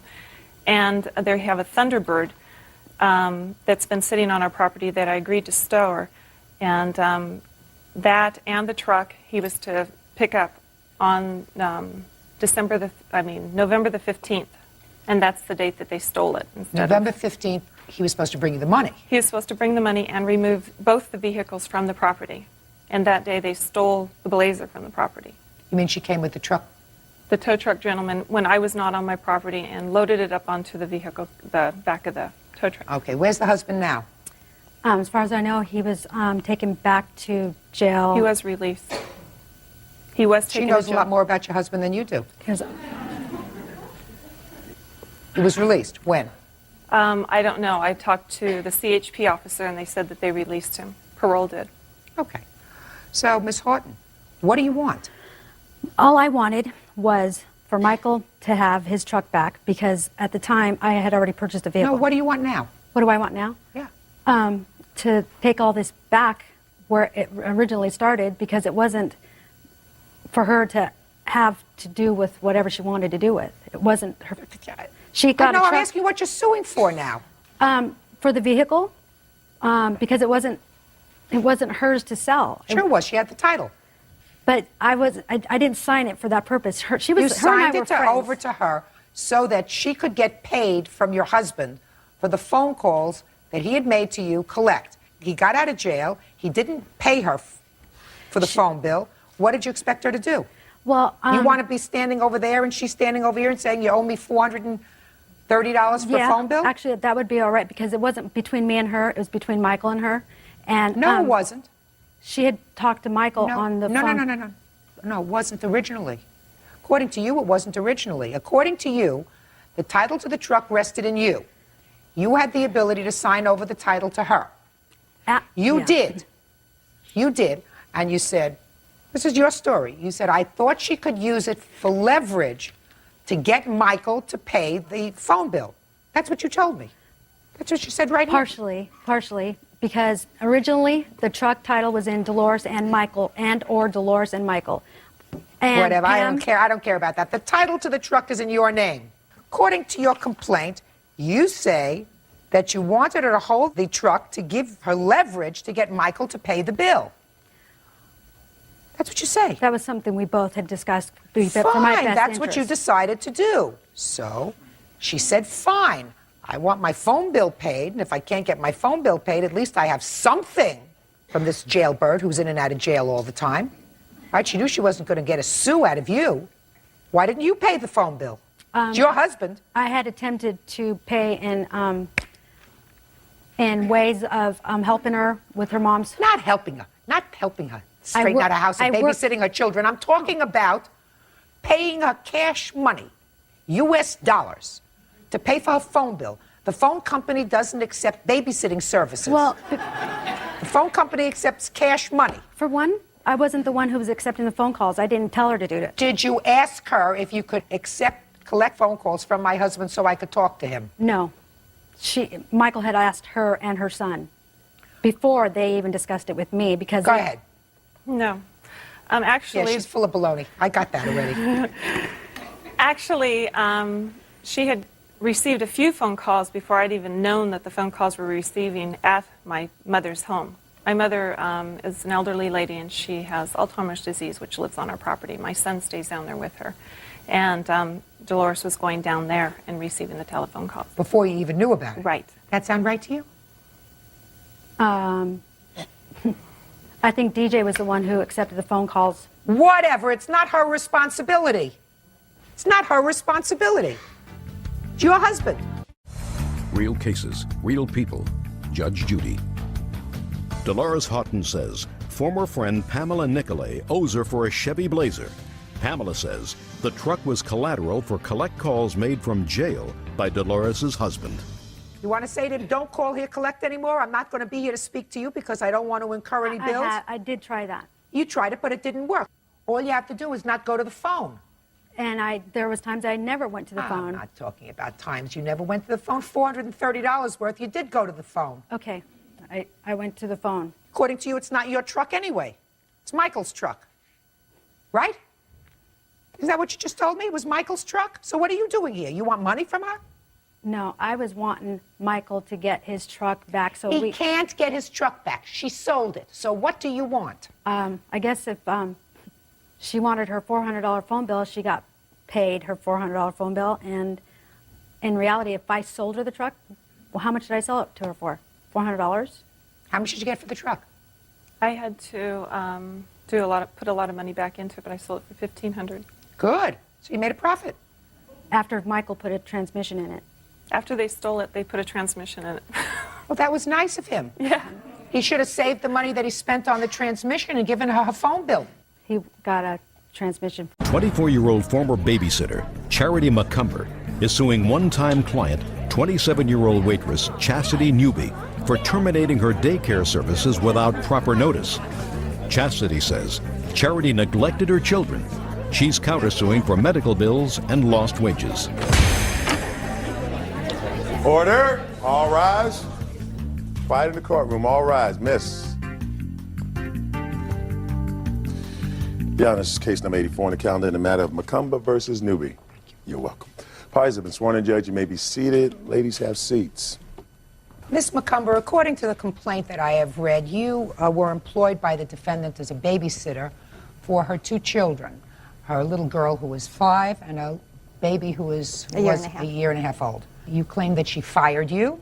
Yes. She fired you owing you money. Yes. And she has some of your property. The defendant says that she owes you nothing and is counterclaiming because she says that because of your negligence, one of her children was hospitalized for 3 days. How did you come to work for her? A friend of mine had gotten my number from her, and then she contacted me because I was going to start a child daycare center. And she didn't want to bring the children to my home, so I went to her home. Are you a licensed daycare provider? I'm getting my license. So you are not a licensed No. daycare provider. Do you have your own children? I have one son. How old is your son? He's 10 months. So you would be watching 3 children. Right. And what was the salary arrangement? I was supposed to get paid $15 a day for the baby and $12 a day for the 5-year-old. So a total of $27 a day. Correct. She was also to give me a 2-week notice if she wasn't gonna, if she was gonna have another babysitter. Okay, is that correct? No, that's not correct. What's not correct? There was no verbal agreement about a 2-week notice, either on my part or her part. Okay. Were there any problems that occurred between the time you started to work for her, which was the 15th of February? Correct. And mid-April when you were fired?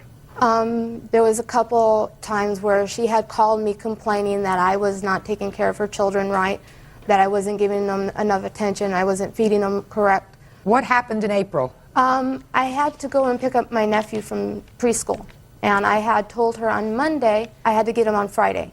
And I took the children with me, and I had the baby and my son in a car seat, and I had the 5-year-old in the front seat with a seatbelt. When we got there, I went inside and grabbed my nephew. That's not where you would normally put the 5-year-old, is that right? No, I put her in the front seat just like her mom does. There's no airbags in my car. Go ahead. When I got to the preschool, my son was sleeping, and the night before I had taken him to the emergency room. And I didn't get home until midnight, and my son did not sleep the rest of the night. So since he was sleeping, I didn't want to disturb him because it was the first time he had gotten to sleep. I knew I just had to go into the door, grab my nephew, and come right back out. So I didn't see any harm in leaving the 5-year-old with the 2 children, since he was sleeping, running in and coming right back. I was gone maybe 1 to 2 minutes. That was it. Actually, the night before, when I went to the emergency room, I had asked her to if she could find somebody else to watch her children because my son was so sick. She told me she would try to get her aunt. Just a minute. We're going back. You left the 3 children in the car. Correct. And I assume you locked the car. Yes. Where do you live? Kingman, Arizona. What was the temperature in April? It was probably like 80, 85 at the time. Did you leave the car on or off? I left it off with the windows rolled down. With the windows rolled down? The windows were up. Just a second. So anybody could have come in the car in that minute or two? There were people outside, and I had asked one of the teachers to watch the car. How old was your nephew that you were picking up? 4. Where did you put your nephew in the car? In the back seat. Strapped in? Yes. Why didn't you put her 5-year-old there? Because I let her be in the front seat so she could see everything, and I figured since I was watching her... She can't see a thing. She's 5 years old. She can't see over that. All she's looking at is the dashboard. My nephew likes to be in the back seat with his cousin. That's why I put him back there. I always put him back there. Have you picked your nephew up from school before with the children? Yes. With or without her permission? With. Is that right? Before, not this time. Yes, this time was without my permission. I told her not to leave. Okay. That's not true. Okay. What time did you get home with the children? Noon. Go ahead. When I got back to the house, my son had gotten a higher temperature. I called Chastity at work to find out about, calling her aunt to be there. She told me that she couldn't call because she was too busy, that when her husband got home, that I could have him call the aunt to see if the aunt could come.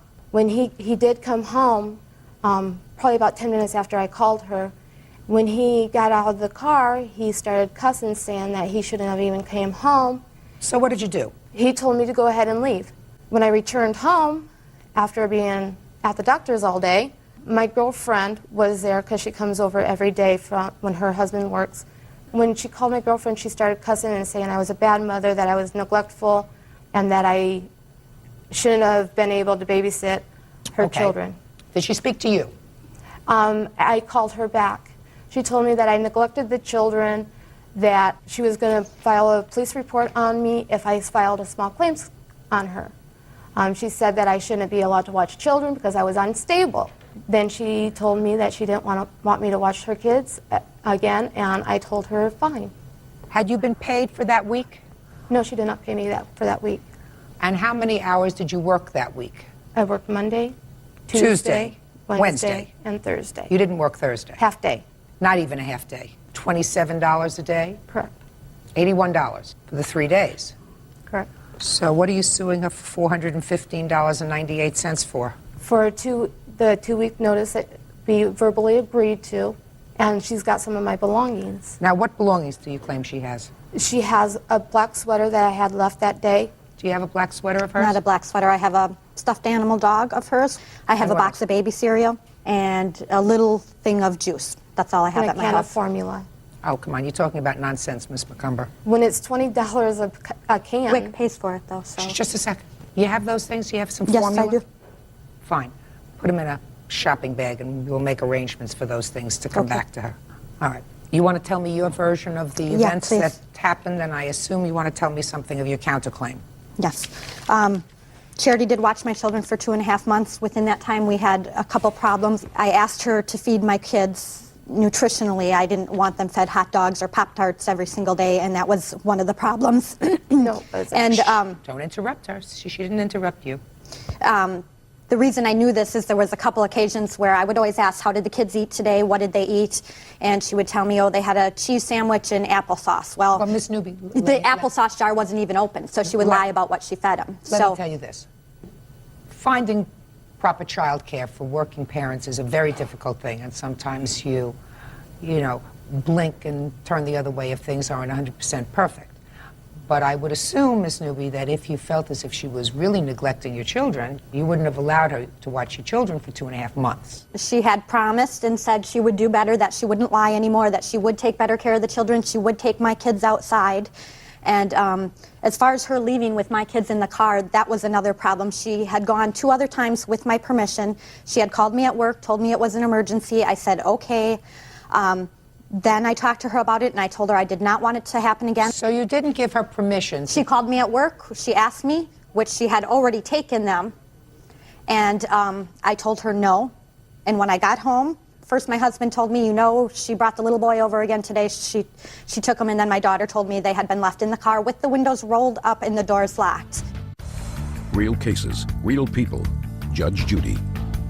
Charity McCumber says former client Chastity Newby owes her for babysitting fees and the return of personal belongings. Go ahead. My youngest daughter all week had a bad diaper rash, and every night I would come home and... All week? You mean the last week? Monday, Tuesday, Wednesday. Okay.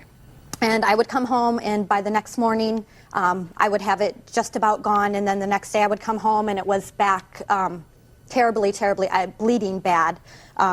She didn't have permission to take my children. She shouldn't have done it. She asked me. I told her, no, you don't leave children in a car under any circumstances. Absolutely right. You're absolutely right. Not even for a minute. Not for a minute or two, and it takes more than a minute or two to go in, sign a child out of daycare. Even if it takes 3 or 4 minutes, you don't leave 3 children in a car in 85-degree weather, locked in a car. Not for a minute. But you have a counterclaim. You want to tell me about the counterclaim you have?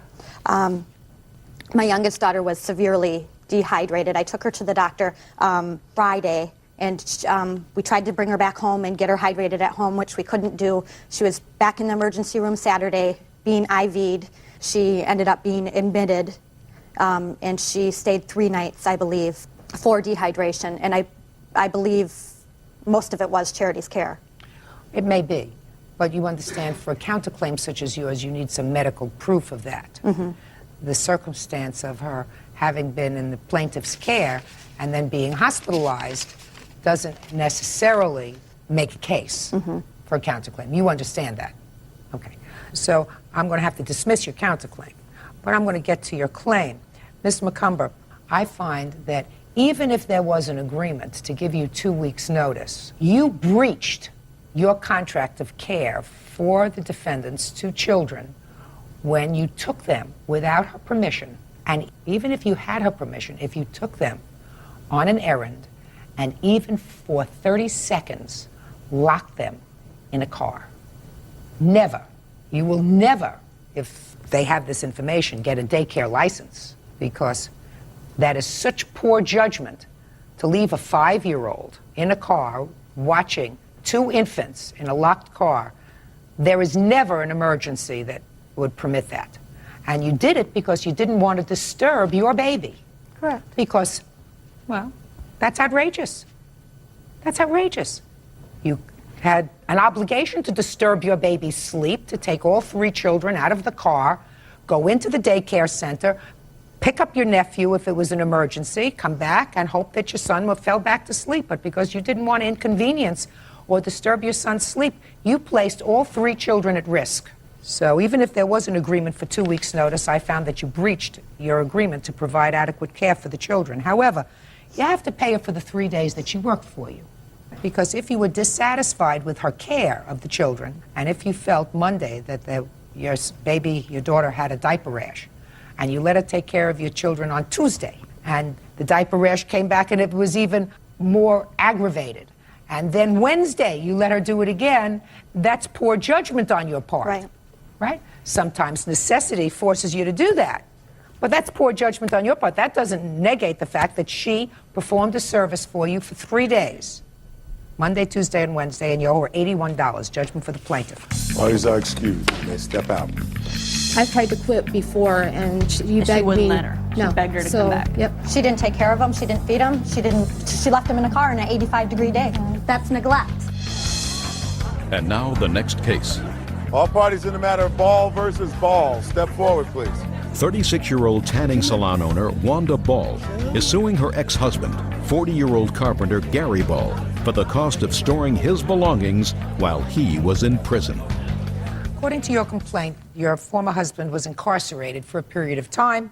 While he was incarcerated, you paid for a storage unit for some of his property, and when he was released from jail, he refuses to pay you for the stuff that you were storing. Correct. What were the storage fees? The total was $790. And tell me how it came about that you started to pay for the storage unit. When he was incarcerated, he had asked my son to take care of his storage, which had a bunch of his tools in it. What had happened is my son was with him when the police pulled Gary over, and they arrested Gary and took him to jail. My son is the one who had the key to the storage unit that Gary had gave to him. Could you come up here for a moment? Tell me your name. Keith Ball. Keith, how old are you? 14.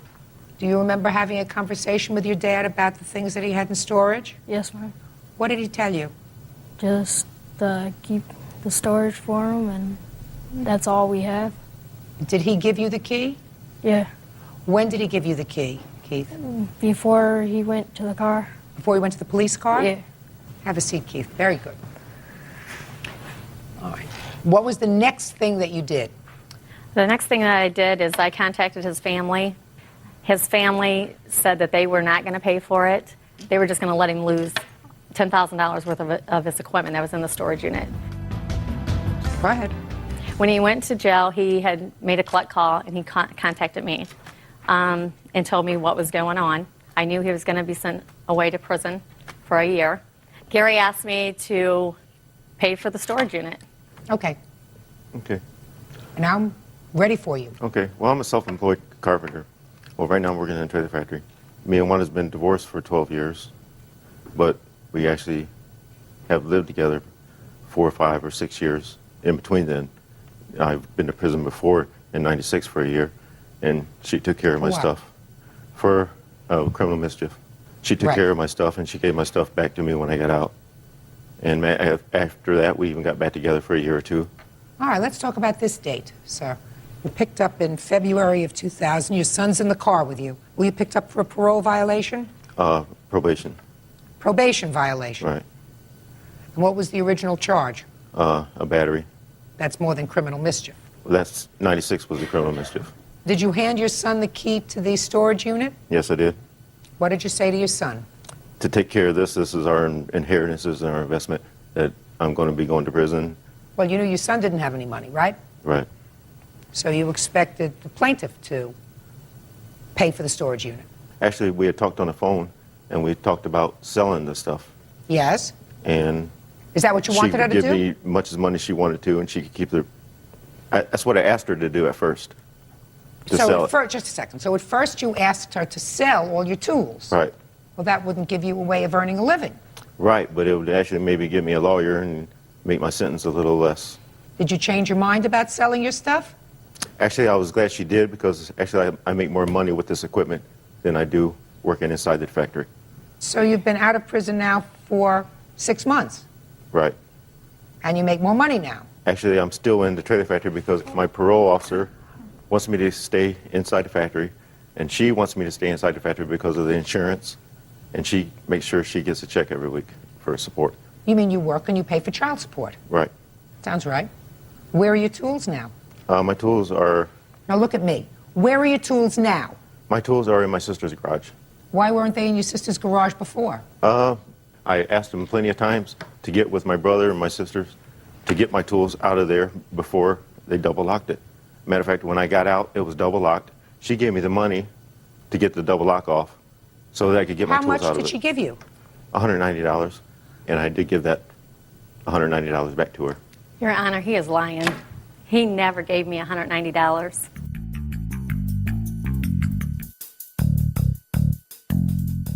All right, Mr. Ball, one must only assume that you paid for the storage unit because your sister's garage was not available at the time. Otherwise, somebody who's earning a moderate amount of money doesn't pay for a storage unit. So you intended to keep your stuff in the storage unit and use it as necessary. Is that a fair statement? Right. And the fact that you went to jail and she was very nice and paid for the storage unit for you while you were in jail because at 8 cents an hour you weren't going to be able to pay for it yourself, why should she be stuck behind the 8 ball for $790? Well, actually, she really took care of something that's going to help her out. I do maintenance on her salons. I do maintenance on her rental properties. Charge her. Well, He does that's not. what Shh, just a minute, charge her. That's what will happen. Charge her. If she thinks your prices are too steep, she'll get somebody else to do it. Right. Very nice. Judgment for the plaintiff in the amount of $790. Thank you. That's all. Parties are excused. You may step out. 19-year-old student Joel Termont and his roommate, 20-year-old Chris Bilsbach, for damages to her property. Chris is countersuing, claiming Sherry's negligence led to his car catching on fire. Miss Gregory, according to your complaint, you owned some real estate that was rental property. You rented it to the 2 defendants and claimed that during the course of their tenancy, they trashed your property.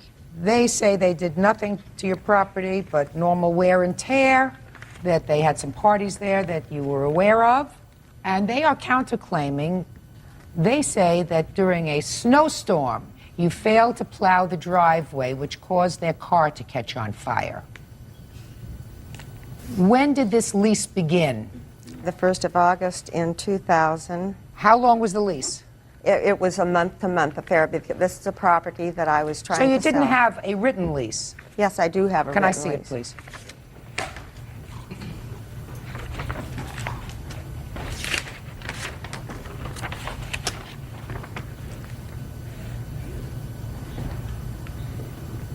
Okay, so they rented the property on August 1st. When did you first see any damage to the property? Well, I was getting complaints from neighbors. What was the date? Probably in October. It became obvious that they were having parties there and so forth. Okay, when was the next time you were alerted that there may be any problem with the property? Well, as the snow left and I could see that the land was fairly well destroyed all around the place from four-wheeling and so forth, but the final blow, I guess, came when the neighbors were complaining to the point where they were telling me I had to get rid of them. And that's when I went out in the first part of April, you know, discovered the... I see some pictures there. Yes. So let me see the photographs. Now, I should have sorted through. They're not all. Is this a trailer? It's a mobile home that has been built onto, and it's about 2,000 square foot. Were these holes in the wall or anything else there when you rented it to them? No, we were having some leakage with the roof, and they said that they could take care of that if I would buy the materials, which I did, and I have my receipts for that. What I'm asking you, madam, is I'm going to show you some pictures. What I'd like you to do is take a look at these photographs and tell me whether this is the way the property looked when you rented it to them. Absolutely not. Absolutely not. No. Would you show this to these two people? What is that? That's the wall that's falling down.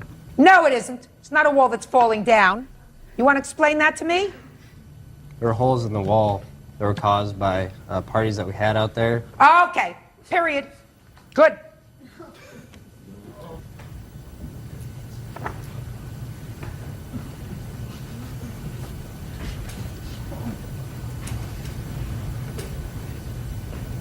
That's our refrigerator, Your Honor. Is that the way it was when you got it? That was our refrigerator when we moved in. Oh, good. So I don't have to look at the refrigerator. Perfect. They bought the refrigerator, right? Madam? That doesn't ring a bell with me. Well, if it doesn't ring a bell with you, they say that they bought the refrigerator. I trust that they bought the refrigerator. There were 2 refrigerators there. I'm sorry. Same party? Yes. You got some nerve. What's wrong with you? Huh? What is wrong with you? Well, in the beginning, when we rented the property, Sherry told us our deposit wasn't for the trailer. She didn't care about the trailer. She said, trash it or fix it. Those were her exact words. She don't care. Trash it or fix it. It's up to you. We fixed it in the first place. The roof got so bad. The house was totally unlivable. There was no hot water, no furnace. So move! So That's what we move! did. You aren't being held a prisoner. Also, before we I'm not finished with you. If the trailer is not habitable because there's no heat, no hot water, you have the ability to get out of this lease, right? Correct. You don't do this to somebody else's property.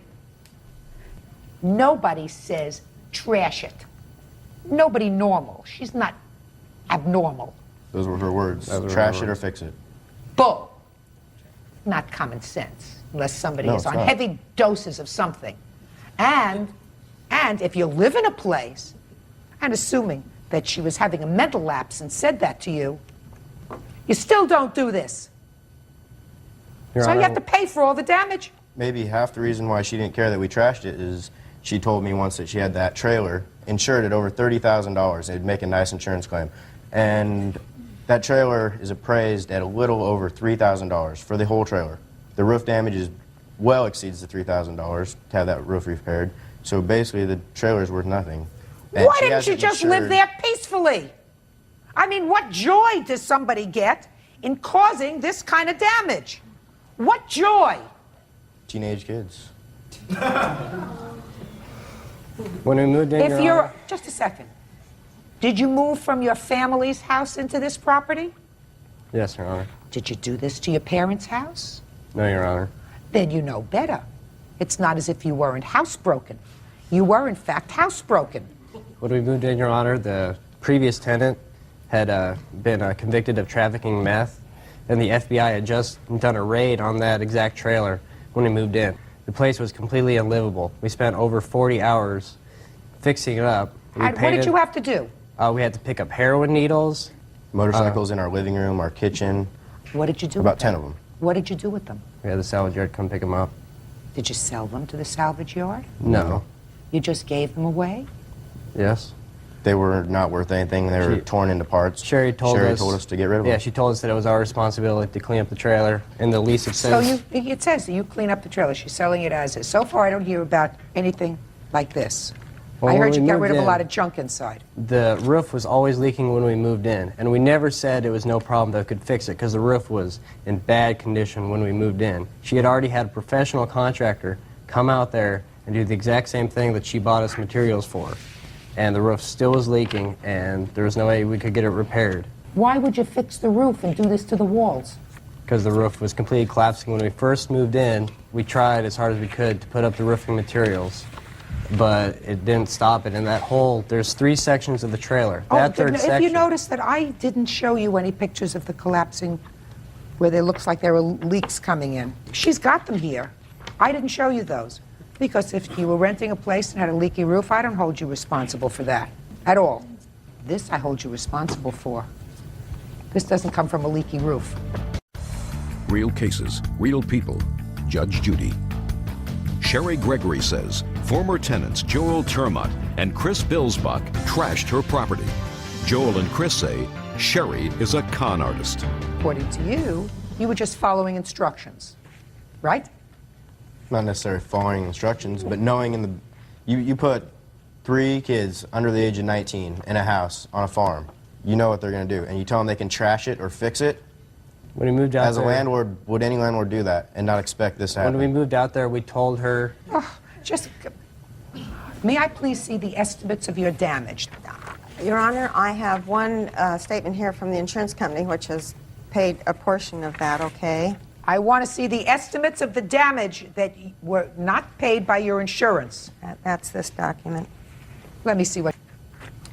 First of all, strike out roof leaks, water damage. That was a problem that existed before they moved in, and it's your responsibility to take care of it. Carpet throughout. I can't tell what damage they caused and what damage your previous tenant caused, because it seems to me that you did not examine that property before they moved in. I did. No, because I believe them when they said that they found needles in there, motorcycle parts in the trailer, and all that other kind of stuff that you told them to get rid of. Because in your lease it says that they take the property exactly as it's turned over to them.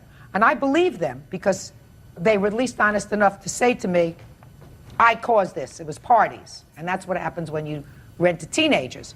I mean, that's pretty honest. and damning. So I believe that there was a lot of junk in that place when they moved in.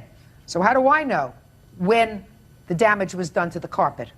The carpet thing, the main carpet damage that I was talking about there was just where the roof had leaked and made Strike that. That's your responsibility. I'm not talking about carpet throughout. Outside debris cleanup. Do you have a bill for that? I've got a man out there working now. It's just way too short a time to get a total estimate on it. And with the grass growing tall... I can't help you unless I have a bill.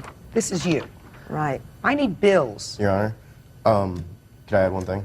Yes. She claims that she gave us our eviction notice on the 1st of April. We received our eviction notice on the 20th of April, which she had dated the 1st. So we'd only have 10 days, 11 days to get out, which was a totally false statement on the eviction notice. We were out within the week, within 7 days. We came out there within the last day, before the end of the month, and there was someone already living out there, cleaning up, doing work out there, re-drywalling, stuff like that. This is all stuff that I'm sure she's not paying him. I'm sure he's living there, he's fixing it up. She's telling him the same exact thing that she told us when we moved in there. Just a minute. Fix it. Doesn't make what you did to the property right. No. Okay. But she's got someone living there while we were still paying rent, while we were still supposed to be living there. She's got someone there just because she knew we were out. Who's living there now?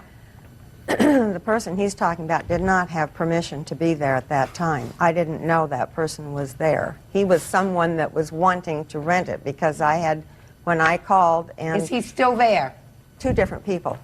Who's living there? Mark. When did Mark move in? The 10th or 11th of May. That's not correct, Your Honor. We went back before the 1st of May, and I went in my room to get some stuff that I'd still had there, and there was like 3 snakes and a bunch of hamsters living in my bedroom, and that was before the 1st of May. All right. Interior debris cleanup. Yeah, you're going to pay for that, boys. We came but back I'm allocating $200 to clean it up. Now, we had till the 1st. We went out there the 28th to clean up that weekend. Why didn't you clean up before you moved out? We moved all our personal stuff out. Why didn't you clean up before you moved out? This is 7 days after we got the eviction notice. We were out. We went back to clean up on the 7th day. Someone else was already living there. Okay. Approximately 3 acres. Seeding? You have a bill for that? My farmer tenant out there will do that work. He has never presented me with his... Then I can't help you, Miss Gregory. I need bills. How do I know whether it costs $3,000 to reseed 3 acres? How do I know that? All I know is that you can go and you can rent a spreader for $20, and for another $50, you can buy a whole bunch of seed. Is that right? I'm not a farmer. Well, I know. I mean, I know a little bit about that, and if you want to, then you spread it. And you spread it, and grass grows. You have $3,000. Your Honor. Ms. Gregory, it's ridiculous. I mean, do you want me to dismiss this case without prejudice, go and get bills, go and get estimates? I'm not going to do anything. May I say? Sure. This is land that does not just need seeding, it needs completely smoothed out because of all the ruts and everything from the four-wheeling and driving on areas that never should have been driven on. Well, Ms. Gregory, you have your choice, madam. Do you want me to dismiss your case without prejudice? You can refile it at some later point when you get the estimates for these things. Or do you want me to continue? If I continue, I have no idea what I'm going to come up with. So far, I got $200 because that's what it looks like it would cost anybody to spend 4 hours in cleaning up the mess that they left inside. That's it. What do you want to do? You need proof when you come to court. This is not proof. A prepared statement is not proof of damage.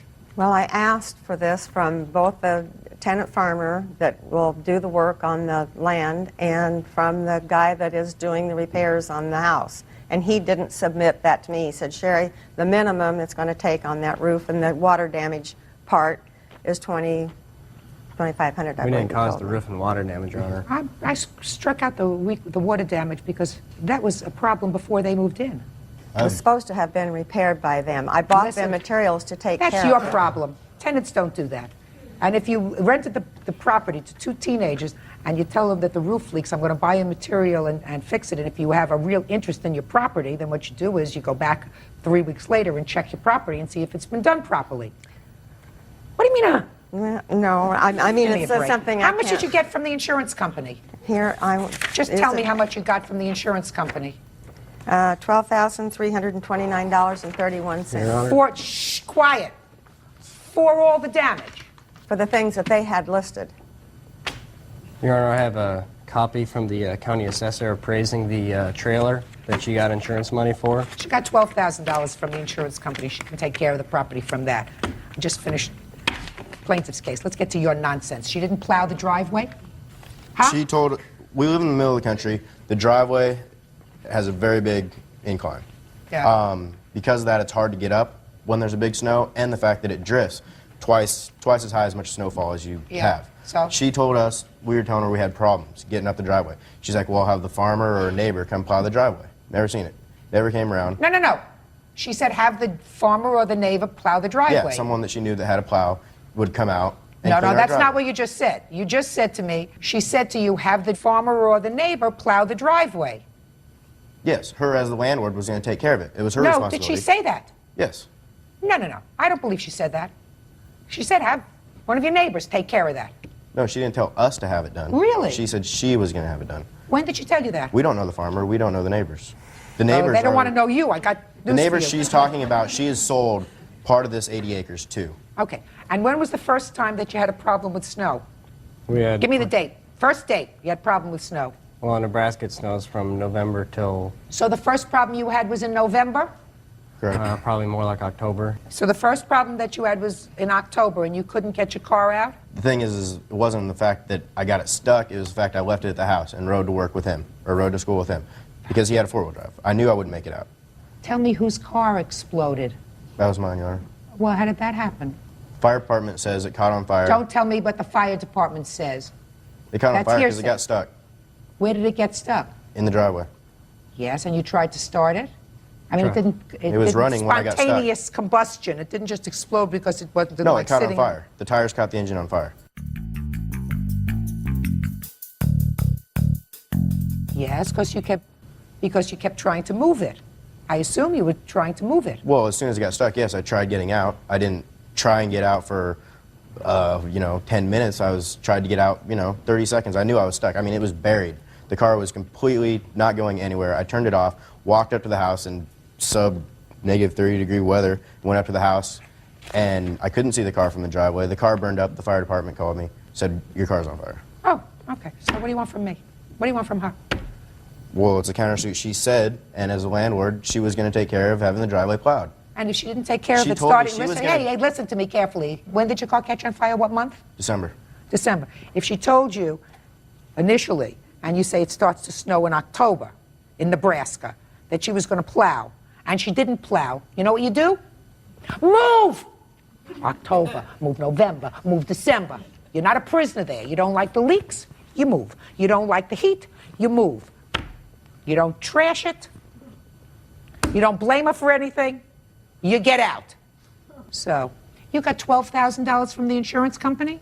Good. You have no case because you have no proof of any additional damage. You have no case. Period. Driveway wasn't plowed. You don't want to get out a shovel and plow your car. You drive with him. He couldn't move his car. Move. Don't rent to teenagers anymore. Goodbye. Parties are excused. You may step out. Order. All rise. It is your claim that the defendant's son broke your son's nose. Correct. You want to tell me what happened? Well, I was walking down the street because my friends said they were going to play football that day. None of them were out there. And then Tyra and Jatisse, the two girls that were like friends that lived down the street, and they were yelling out the window.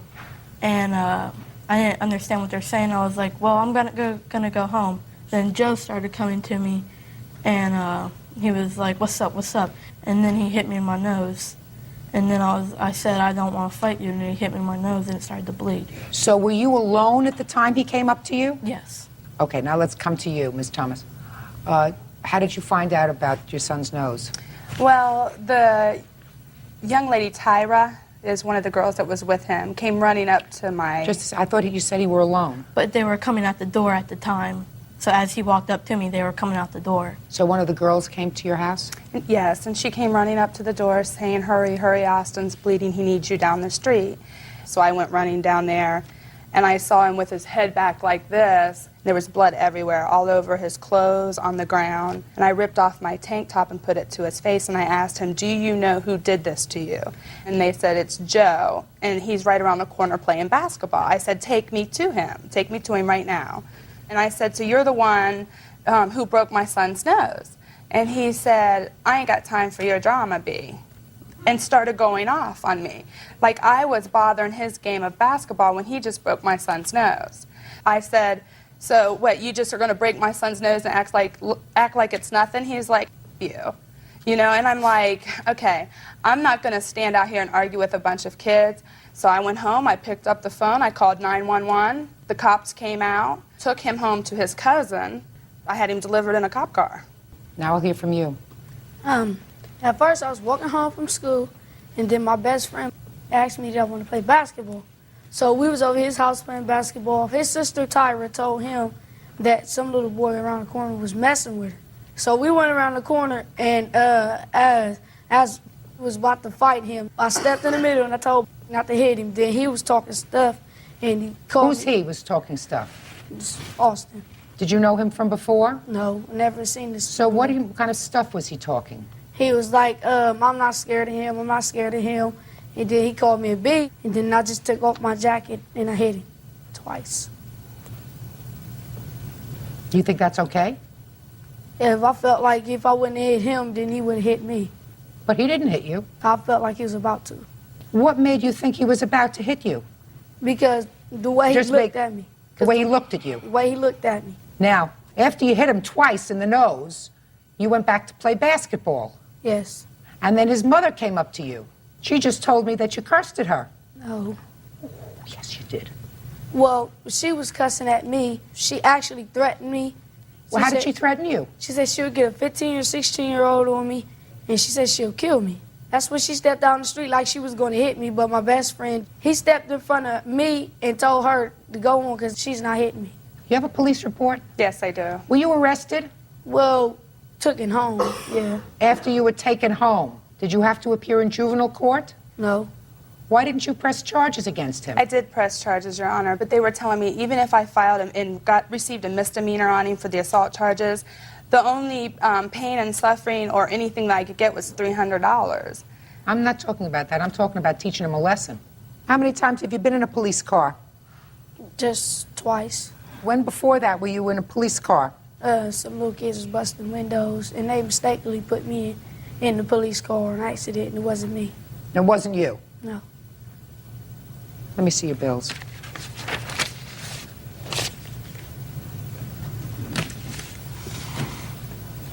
Your Honor, can I say something? Yes. You know, and also when Austin after he had broke his nose, he told my son, he said to everybody in the neighborhood, he kept saying, well, that's what the white boy gets. That's what the white boy gets, you know. And my son, granted, he is light-skinned, but I don't care what shade you are, you know what I mean? This isn't about what color you are. It's about violating my child. Absolutely right. So that was another thing, because they think he's a white boy, and he's not just a white boy. No, he's a boy. Right, exactly. He's a boy. What? I don't feel like it's a racial thing here because my son is not racist, not at all. He may not be, but he certainly has a little bit of a violent tendency. I mean, that's all kids is like that. When you're No, all kids aren't like this that. he was. All kids aren't he like was that. cursing too. Cursing So- is one thing. Listen to me. Your son went up to him, came around the corner, came up to him, and hit him in the face because he didn't like the way he looked at him, according to him. No. He looked as if he might be going to hit him, so he hit him first, twice. But he went looking for him. He came around the corner, and before he even found out what was going on, I mean, I read his answer. His answer was he was protecting some little girl that he thought he was teasing. He was in a confrontation with another friend. That's a lot of baloney. He came around the corner, and he hit him twice. And he's responsible. He's responsible for his broken nose. He's responsible for all the medical bills, and he's responsible for pain and suffering. He's responsible for that. I understand that. What? You want to say something, sir? Yes. Your Honor, when I received a phone call from my wife that the incident had taken place, I rushed home. During the time that my wife was filing a report, she had noticed that two of the young men that were at the scene were walking by snickering. And so I asked him to come here, and I asked him, I said, you know what, I want to know which one of you two were the one calling my wife out of her name. And they began to tell me that Joe is one of the kids in the neighborhood that he thinks he has to go for bad or whatnot. He has to prove something to himself. And that the girls that he accuses my son of making fun of, we have written testimonies from the young ladies. They warned Austin to run because they knew that Joe was going to go up to him and fight him for no reason at all. I asked the police officer to make sure his mother calls us. She wanted to know what happened, and she explained to me that, you know, it doesn't surprise her that her son, you know, might have did this, but she wanted to hear both sides of the story. She is well aware that Joe is one way with her and another way out in the neighborhood, and she can't understand why he acts that way because her other children, her other young boys, don't act that way. His neighbor, 12-year-old Joel Jackson, punched him in the face and broke his nose. Joel says he thought Austin was going to hit him first. Go ahead. Your Honor, I spoke to her one time as Austin's mother. She informed me that she wants to hurry up and get the court situation over with. And I just hung up on her. I flat out hung up on her. You know, how are you going to call me and tell me that we need to hurry up and get this over with? Well, so would I, but I have to go to an ENT for my son's nose. His nose has to be broke now 2 times because he has a lump coming out of the side of his nose. You know, hello, this doesn't end for me just because I go to court. So you have to do additional medical procedures other than the $2,059 that you've already spent. Yes, it's $85 just for us to show our face into the ENT clinic. Could you step up, please? I want to take a look at your nose.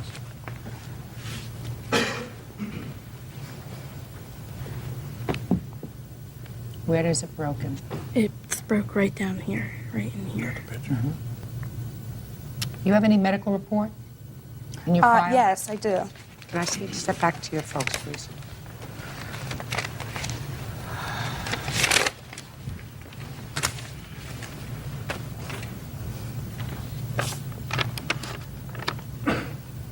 Do you have any other report with regard to the procedure for re-breaking his nose and resetting it? I asked them what it will cost for Austin's nose. They said every nose varies. Some noses run $1,000, some runs $500. They just don't know until they see it. Well, right now you have about $2,100 in out-of-pocket expenses just for his medical visits. Yes, and I have no insurance because my husband got a better paying job, and his insurance doesn't even kick in for 90 days. So this is, every time I've went, it's self-pay, self-pay. I mean, we work for a living. Yes, we do. Well, I'm glad that you're working. I agree with that. I'm glad that you're working. Mm-hmm. She's not going to have any of these expenses out of pocket. Mm-hmm. You had no right to hit him. Don't look up at the sky.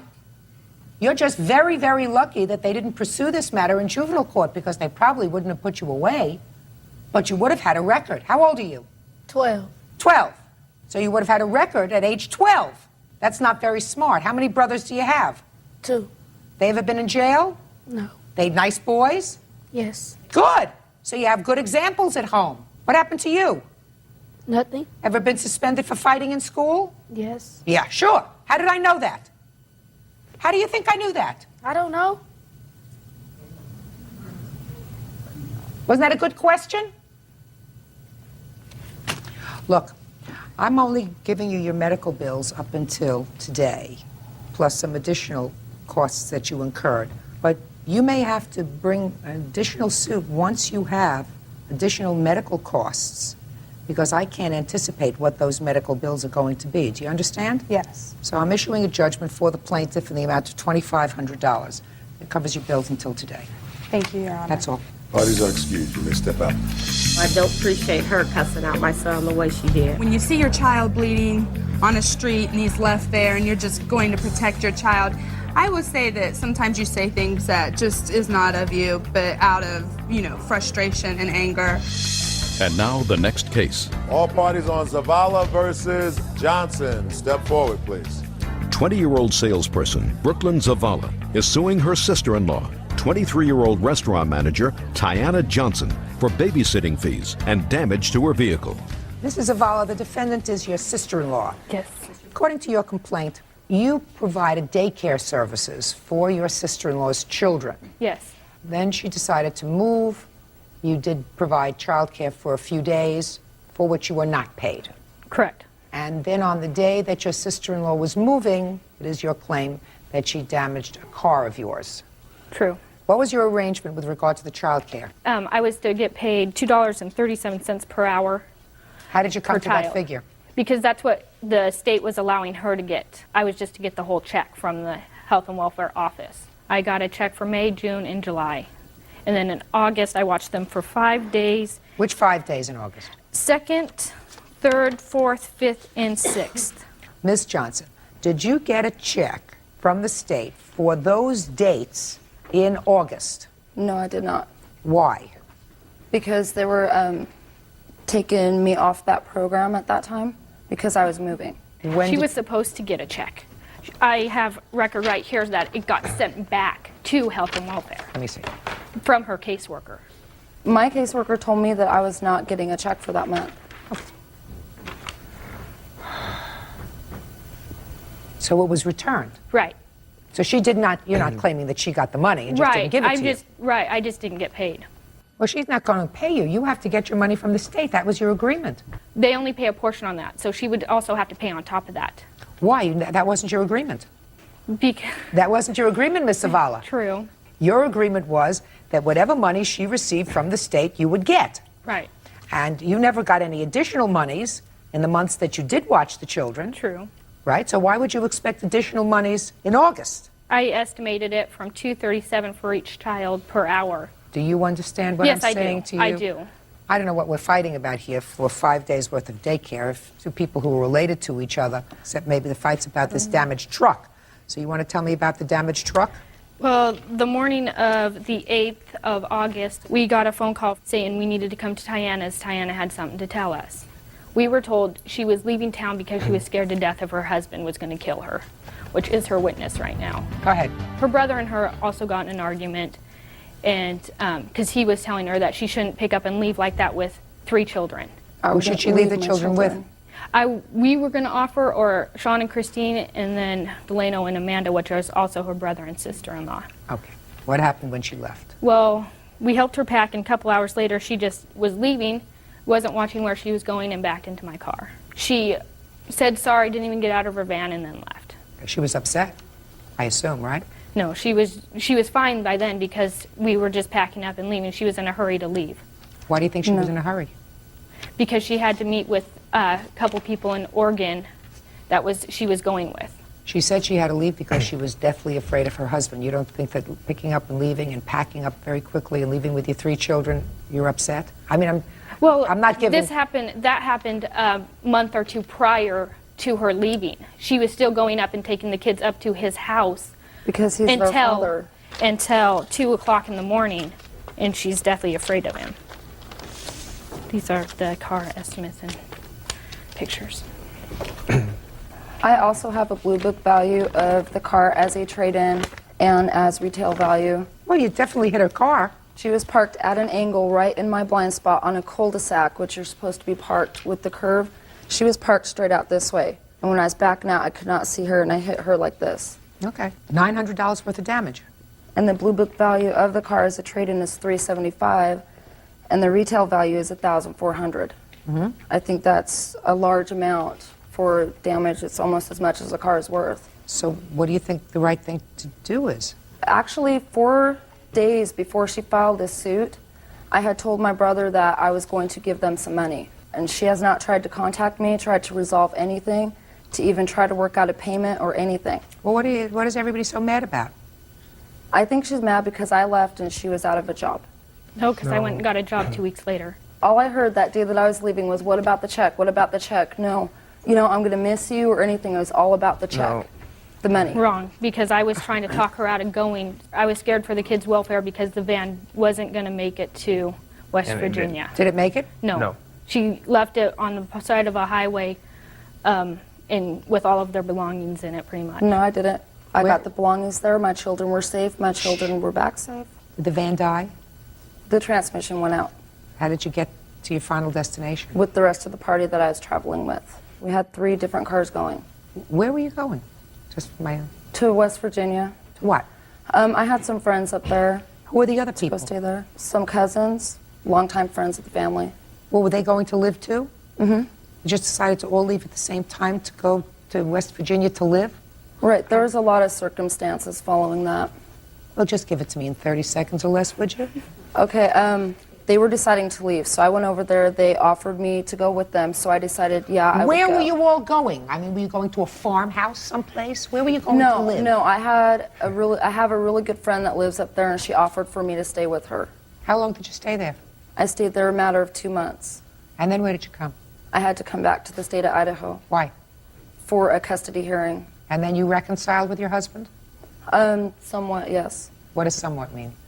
We're working on the situation. Do you live under the same roof? No. What? Can I stand up? Of course, if you want to speak. Yeah, what I was told by his mother was that... It's hearsay. Well, even he admitted it. She came back down for that custody hearing plus a battery hearing. Against him? Against him, and then they were still together during that whole issue. They came back and they're still together now, from what I heard. I guess. And the whole thing with the car is, when she was up in West Virginia, I talked to her, said, you need to start making some payments. And that was like almost a year went by and nothing happened. You owe them $900 to fix their car. With regard to the money for your 5 days of babysitting, I suggest that you take that up with the state. Okay. Do you understand? Yes. Good. Judgment for the plaintiff in the amount of $900. That's all. Parties are excused. You may step out. Your Honor, this is case number 435 on the calendar in the matter of Beauchamp versus Rubino. Parties have been sworn in, Judge. You may be seated. Folks, have seats, please. Mr. Beauchamp, according to your complaint, you and the defendant were friends. And beginning sometime in 1999, you started to make a series of small loans to the defendant. In total, you say $500. Friendship terminated, and you want your money. Yes, ma'am. The defendant says that no time did she borrow $500 from you. She said that she only borrowed $200, but because of the stress that you put her through, she doesn't owe you anything and is counterclaiming for that stress in the amount of $500. What kind of loans, Mr. Beauchamp? I loaned Miss Rubino a total of $500 from October through December of 1999. The first time she asked me to borrow $100 for her dog. I guess he needed some care or something, so I did loan her the $100. On the second occasion, she had a bed on layaway at a furniture store, and she was about $100 short for that. I did offer to loan her the money for that. And she had wrote a series of bad checks at a bar in Omaha, and she needed to borrow some money to cover those checks, and I did loan that to her. How much? The total came to about $500. No. Not what I asked you. You say the total. This is a court, sir. Yes. $100 for the dog, $100 for the bed. How much was the third loan, sir? That would have been the amount of about $120. What else? And then the next loan, the final loan, would have been to, again, cover checks in her checking account. And That's that total, not true. Just a minute. And that came to a total of about $500. Mr. Beauchamp, so far you haven't established to my satisfaction that you loaned her any money. Because when somebody comes to court, they have dates. They say, on such and such a date, I made a loan in the amount of $100. 2 days later, a week later, I made a loan of another $100. Then you don't tell me it was about $120. And after that, well, all of them totaled $500. You have no clue. You should keep a record of when you lend somebody money. I do have a letter in my possession that she had sent to me Then let me see in it, November. sir. Okay. Maybe that will help me. It's a letter written by Miss Rubino.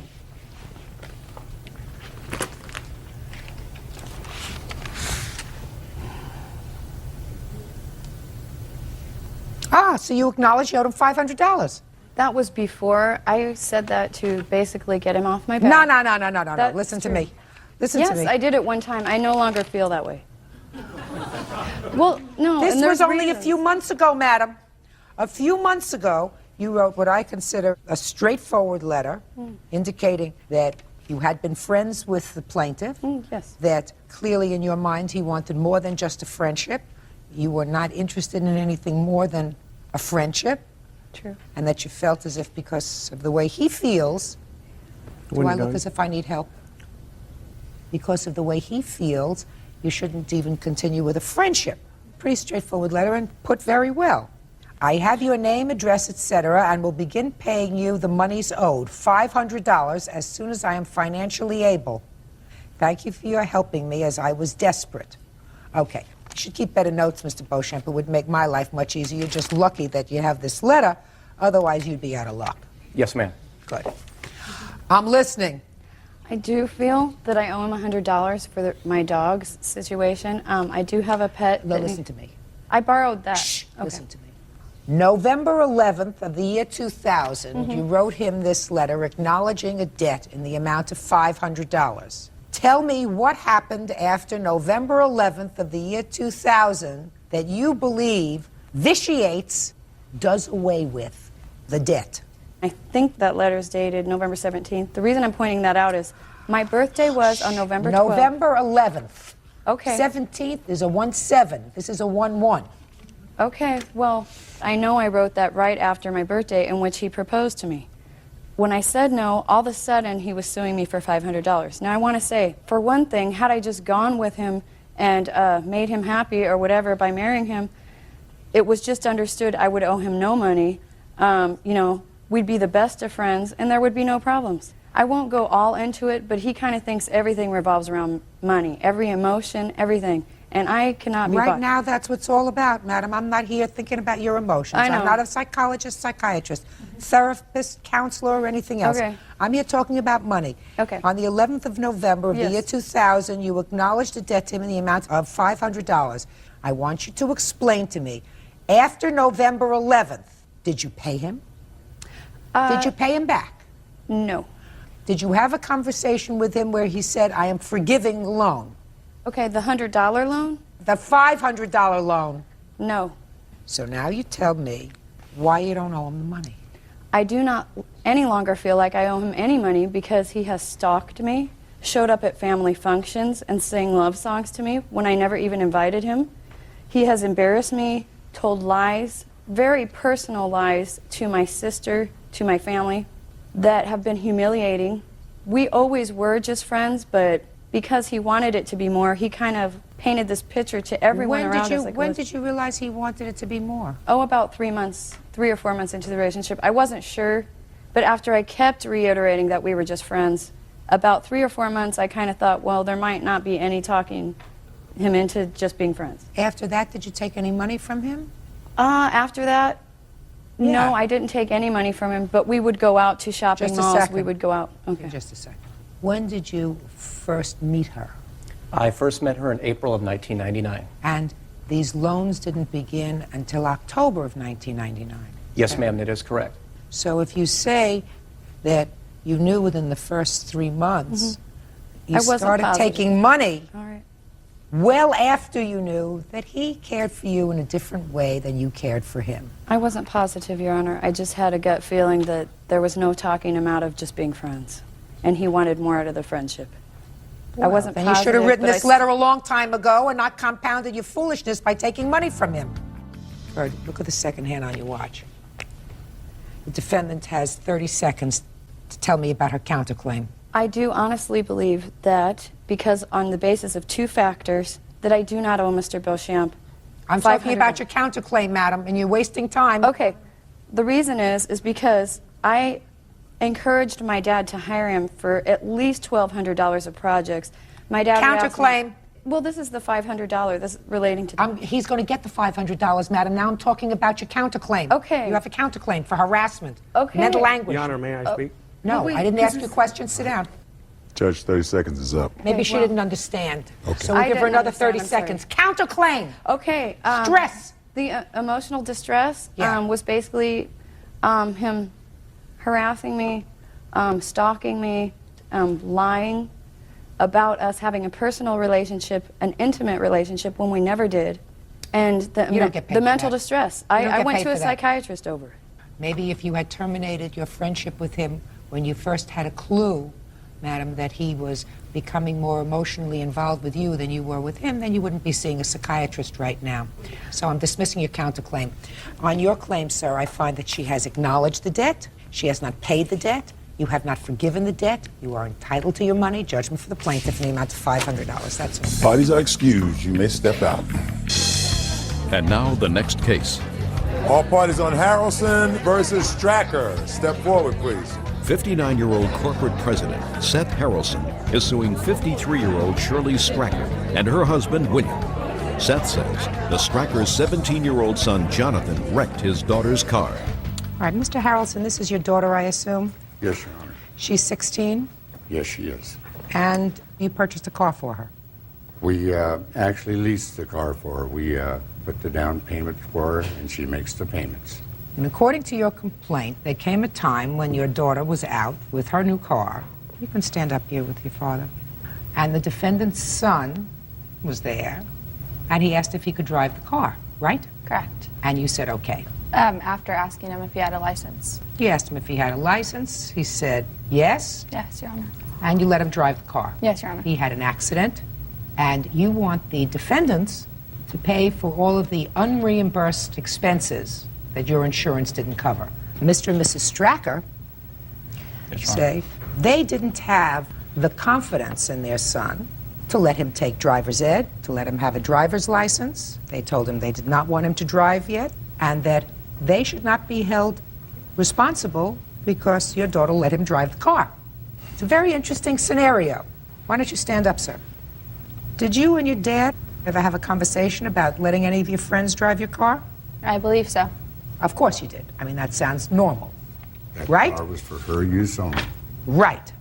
So why did you let him drive the car? Because at the time I was tired and my boyfriend was going to drive the car, but he asked and offered if he could drive, and so I agreed. Well, did you have your father's permission to let your boyfriend drive the car? No.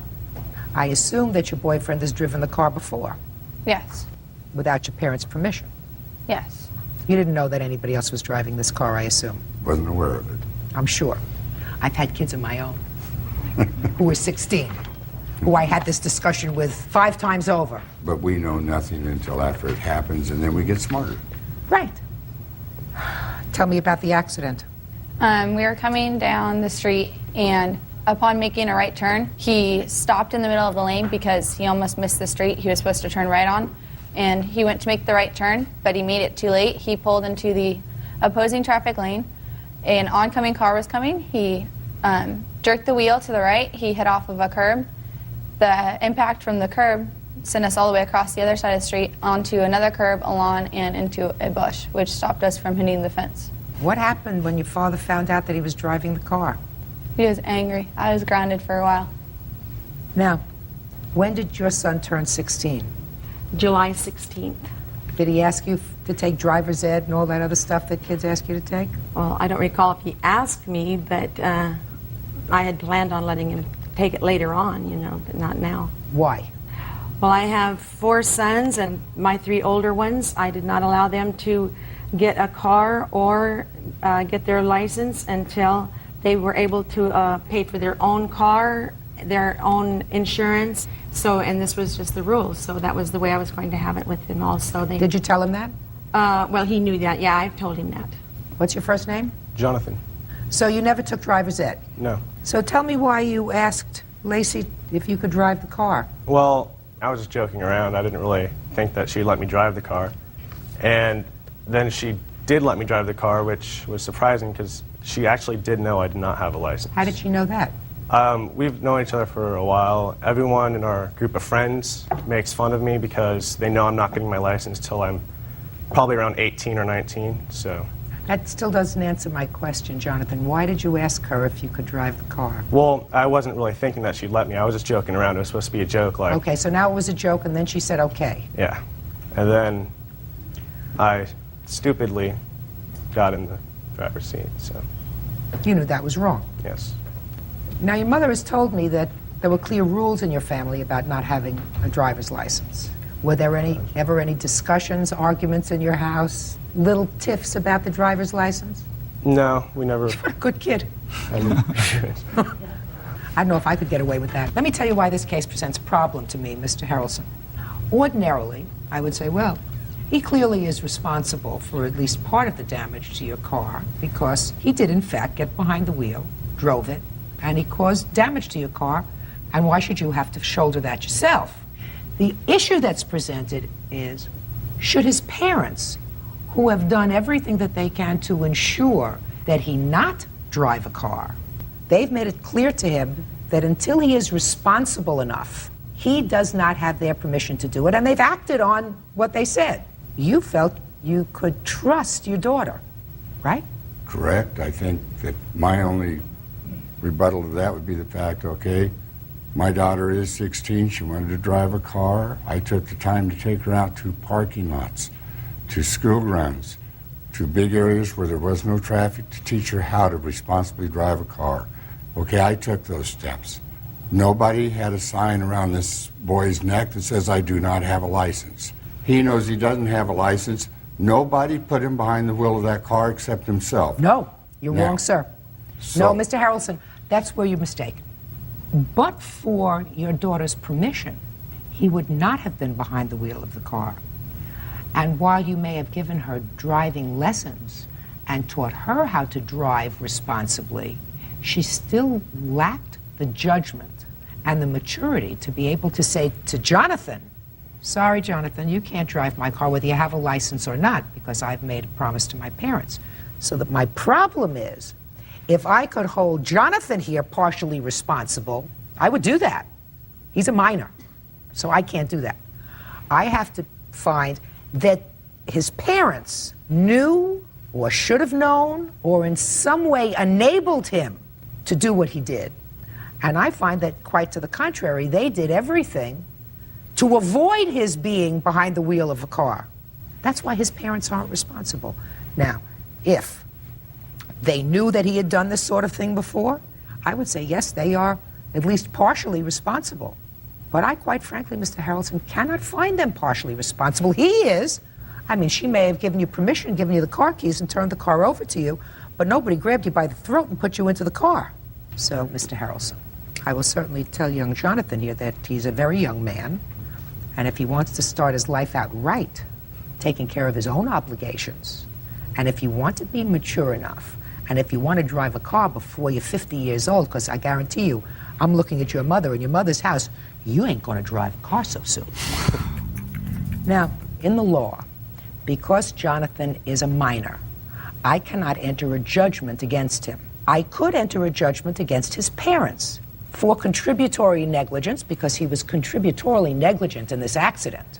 But I would have to satisfy myself that they in some way either knew, actively or tacitly, or encouraged him to get behind the wheel of a car, any car, and that would be by participating in him getting a license, by participating in driver's ed.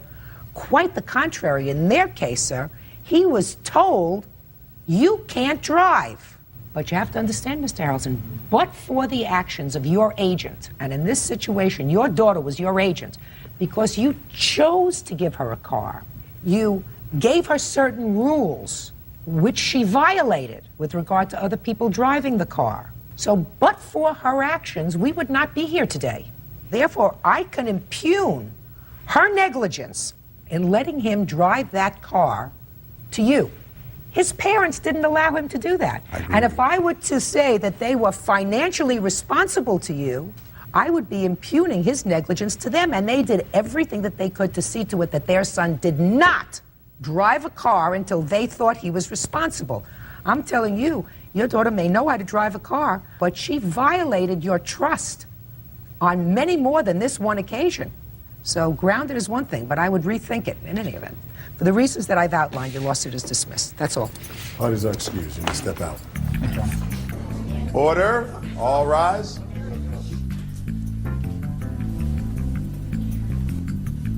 Yeah, this is case number 521 on the calendar in the matter of Valerio versus Hall. Thank you. You're quite welcome.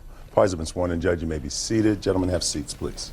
Miss Valerio, at a time when you and the defendant were boyfriend and girlfriend, you decided to live together. You took a lease on an apartment, according to you, for a year. There was a problem with that living arrangement. The defendant was taken into custody for some act of domestic violence. You ultimately had a restraining order against him. Is that right? That's true. And what you want is for him to pay the remainder of the lease when he was no longer living in the apartment after the restraining order, and some other nonsensy stuff. But mostly it's the money for the lease. Is that right? Mm-hmm. When did you move in? September of 2000. And how long did you actually live together? Till December 9th of 2000. Was it on the 9th of December that he was taken into custody? Yes. Who called the police? Actually, he called the police first and hung up on them, and I called the police from a neighbor's house. So you called the police first? I did, yes. Were those charges ultimately dropped? Yes, they were. Did you consent to a protective order, or was there a trial? No, it was just dropped. Everything was just dropped. Not the restraining order was not dropped. Exactly. That's what I asked you, sir. She has a restraining order against Correct. you. Did you consent to that restraining order? Or was there a trial with regard to her? There's no trial. I consent to it. So as part of the restraining order, you knew that you would not be able to live in the house. Correct. And that's what you wanted. Yeah, absolutely. Did you pay rent in December? I had given her cash in December. Did he pay rent for December? He gave me $265, which was half of all the utilities from December and January. Did he pay rent in November? Yes. Why do you think he should be responsible for the remainder of the lease? He signed a lease for a year. It's not my fault that he got kicked out. It's not my fault that he made a mistake and can no longer live there. In order to get out of the lease, he has to pay a month in advance plus a half a month, but that entails me moving. I don't think I should have to move and pack up my stuff just because he can no longer live there. Well, Ms. Valerio, according to Mr. Hall, he offered to pay the month and a half's rent to move out, but you would not have accepted that anyway. No, that was never brought to my attention. He's been talking to the leasing agents, and they told him that they wouldn't allow it. No, I thought that that was permitted in your lease. Well, it is, but they're not allowing it because I have to move out, and they don't feel that I should have to move out, and neither do they. You're not going to get your money. This was an error in judgment on both of your parts to move in together. It lasted a relatively short period of time. He is precluded from living in your home. He consented to a protective order. If you have the ability to minimize your losses, even though that involves you moving, you can't expect him to support you. You're not married to each other. And certainly he should have paid December's rent because you were living there up till December 9th. Is that right? Yes, I was, which I did. You have proof that you paid December's No, rent? unfortunately, I did not ask her for a receipt. Did you always pay her in cash? No, just the last 2 months because I had a restraining order against me, so... I'm not talking... When did you have a restraining order? The whole time we lived there, he never paid rent. I paid rent. He didn't even have a job half the time he lived there. I have receipts. Well, show me your receipts.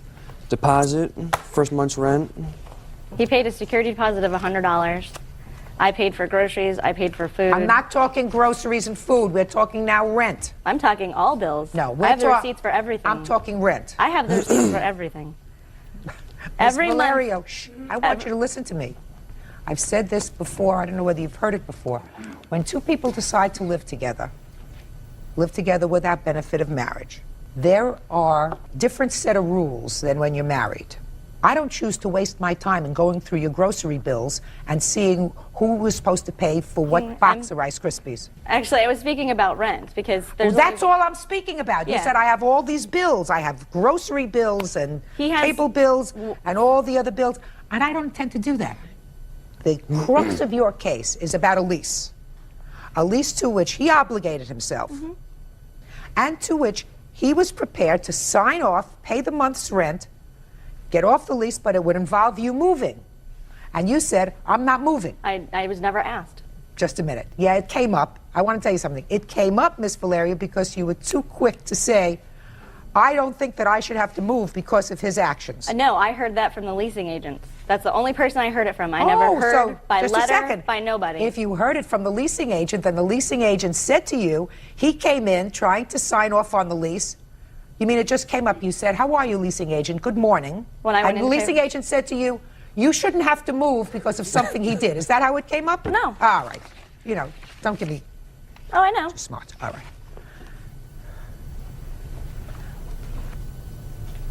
I see September. What about October, sir? October, November, they were all paid. Show me. You have checks here. I don't have the checks for October, November. Why not? You didn't pay them. I did pay them. Shh. Don't talk to her. All right. The checks that I wrote out, I don't get actually copies back. Those checks there you see are from a relative of mine that wrote them out for me at the time because I had no checking account. So their bank sends back their checks. The bank that I currently use does not send back my checks. Fine, just show me a statement. Again, I don't have that. Well, where'd you think you were coming today? To a dance?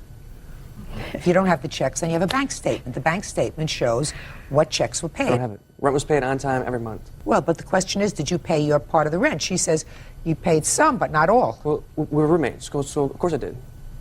He didn't have a job. Let me see your checks for October, November, and December. There's, You don't want this, do you? What is that? It's a yeah, it's my ledger. checking account that shows. It's her ledger. I don't want your ledger. I want bank statements. You have a bank statement? Do you get your checks back?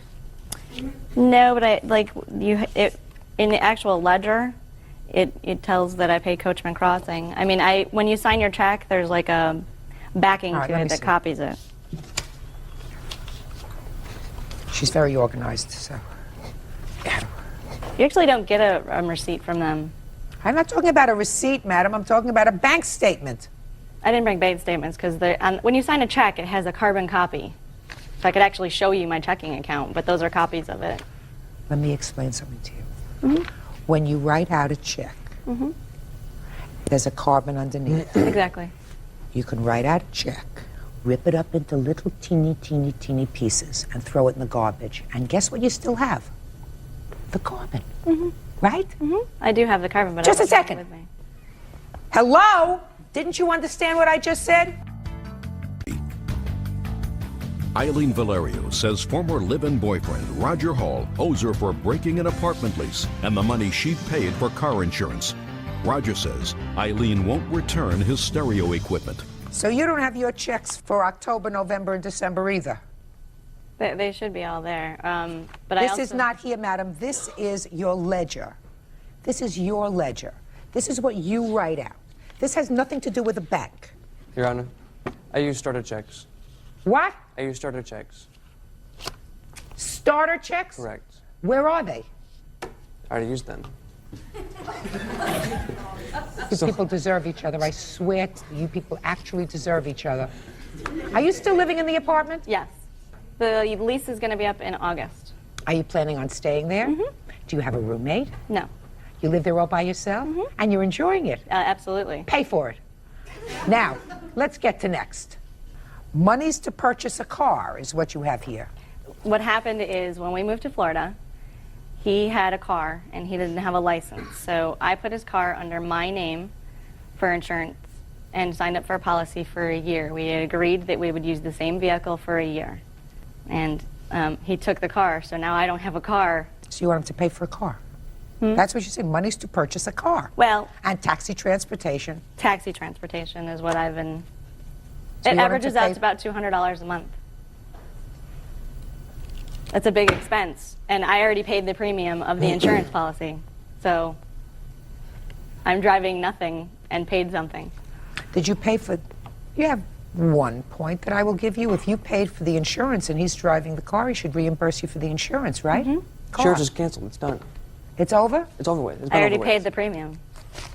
$626. For how... Will, There's no way. just a second. When did you cancel the insurance?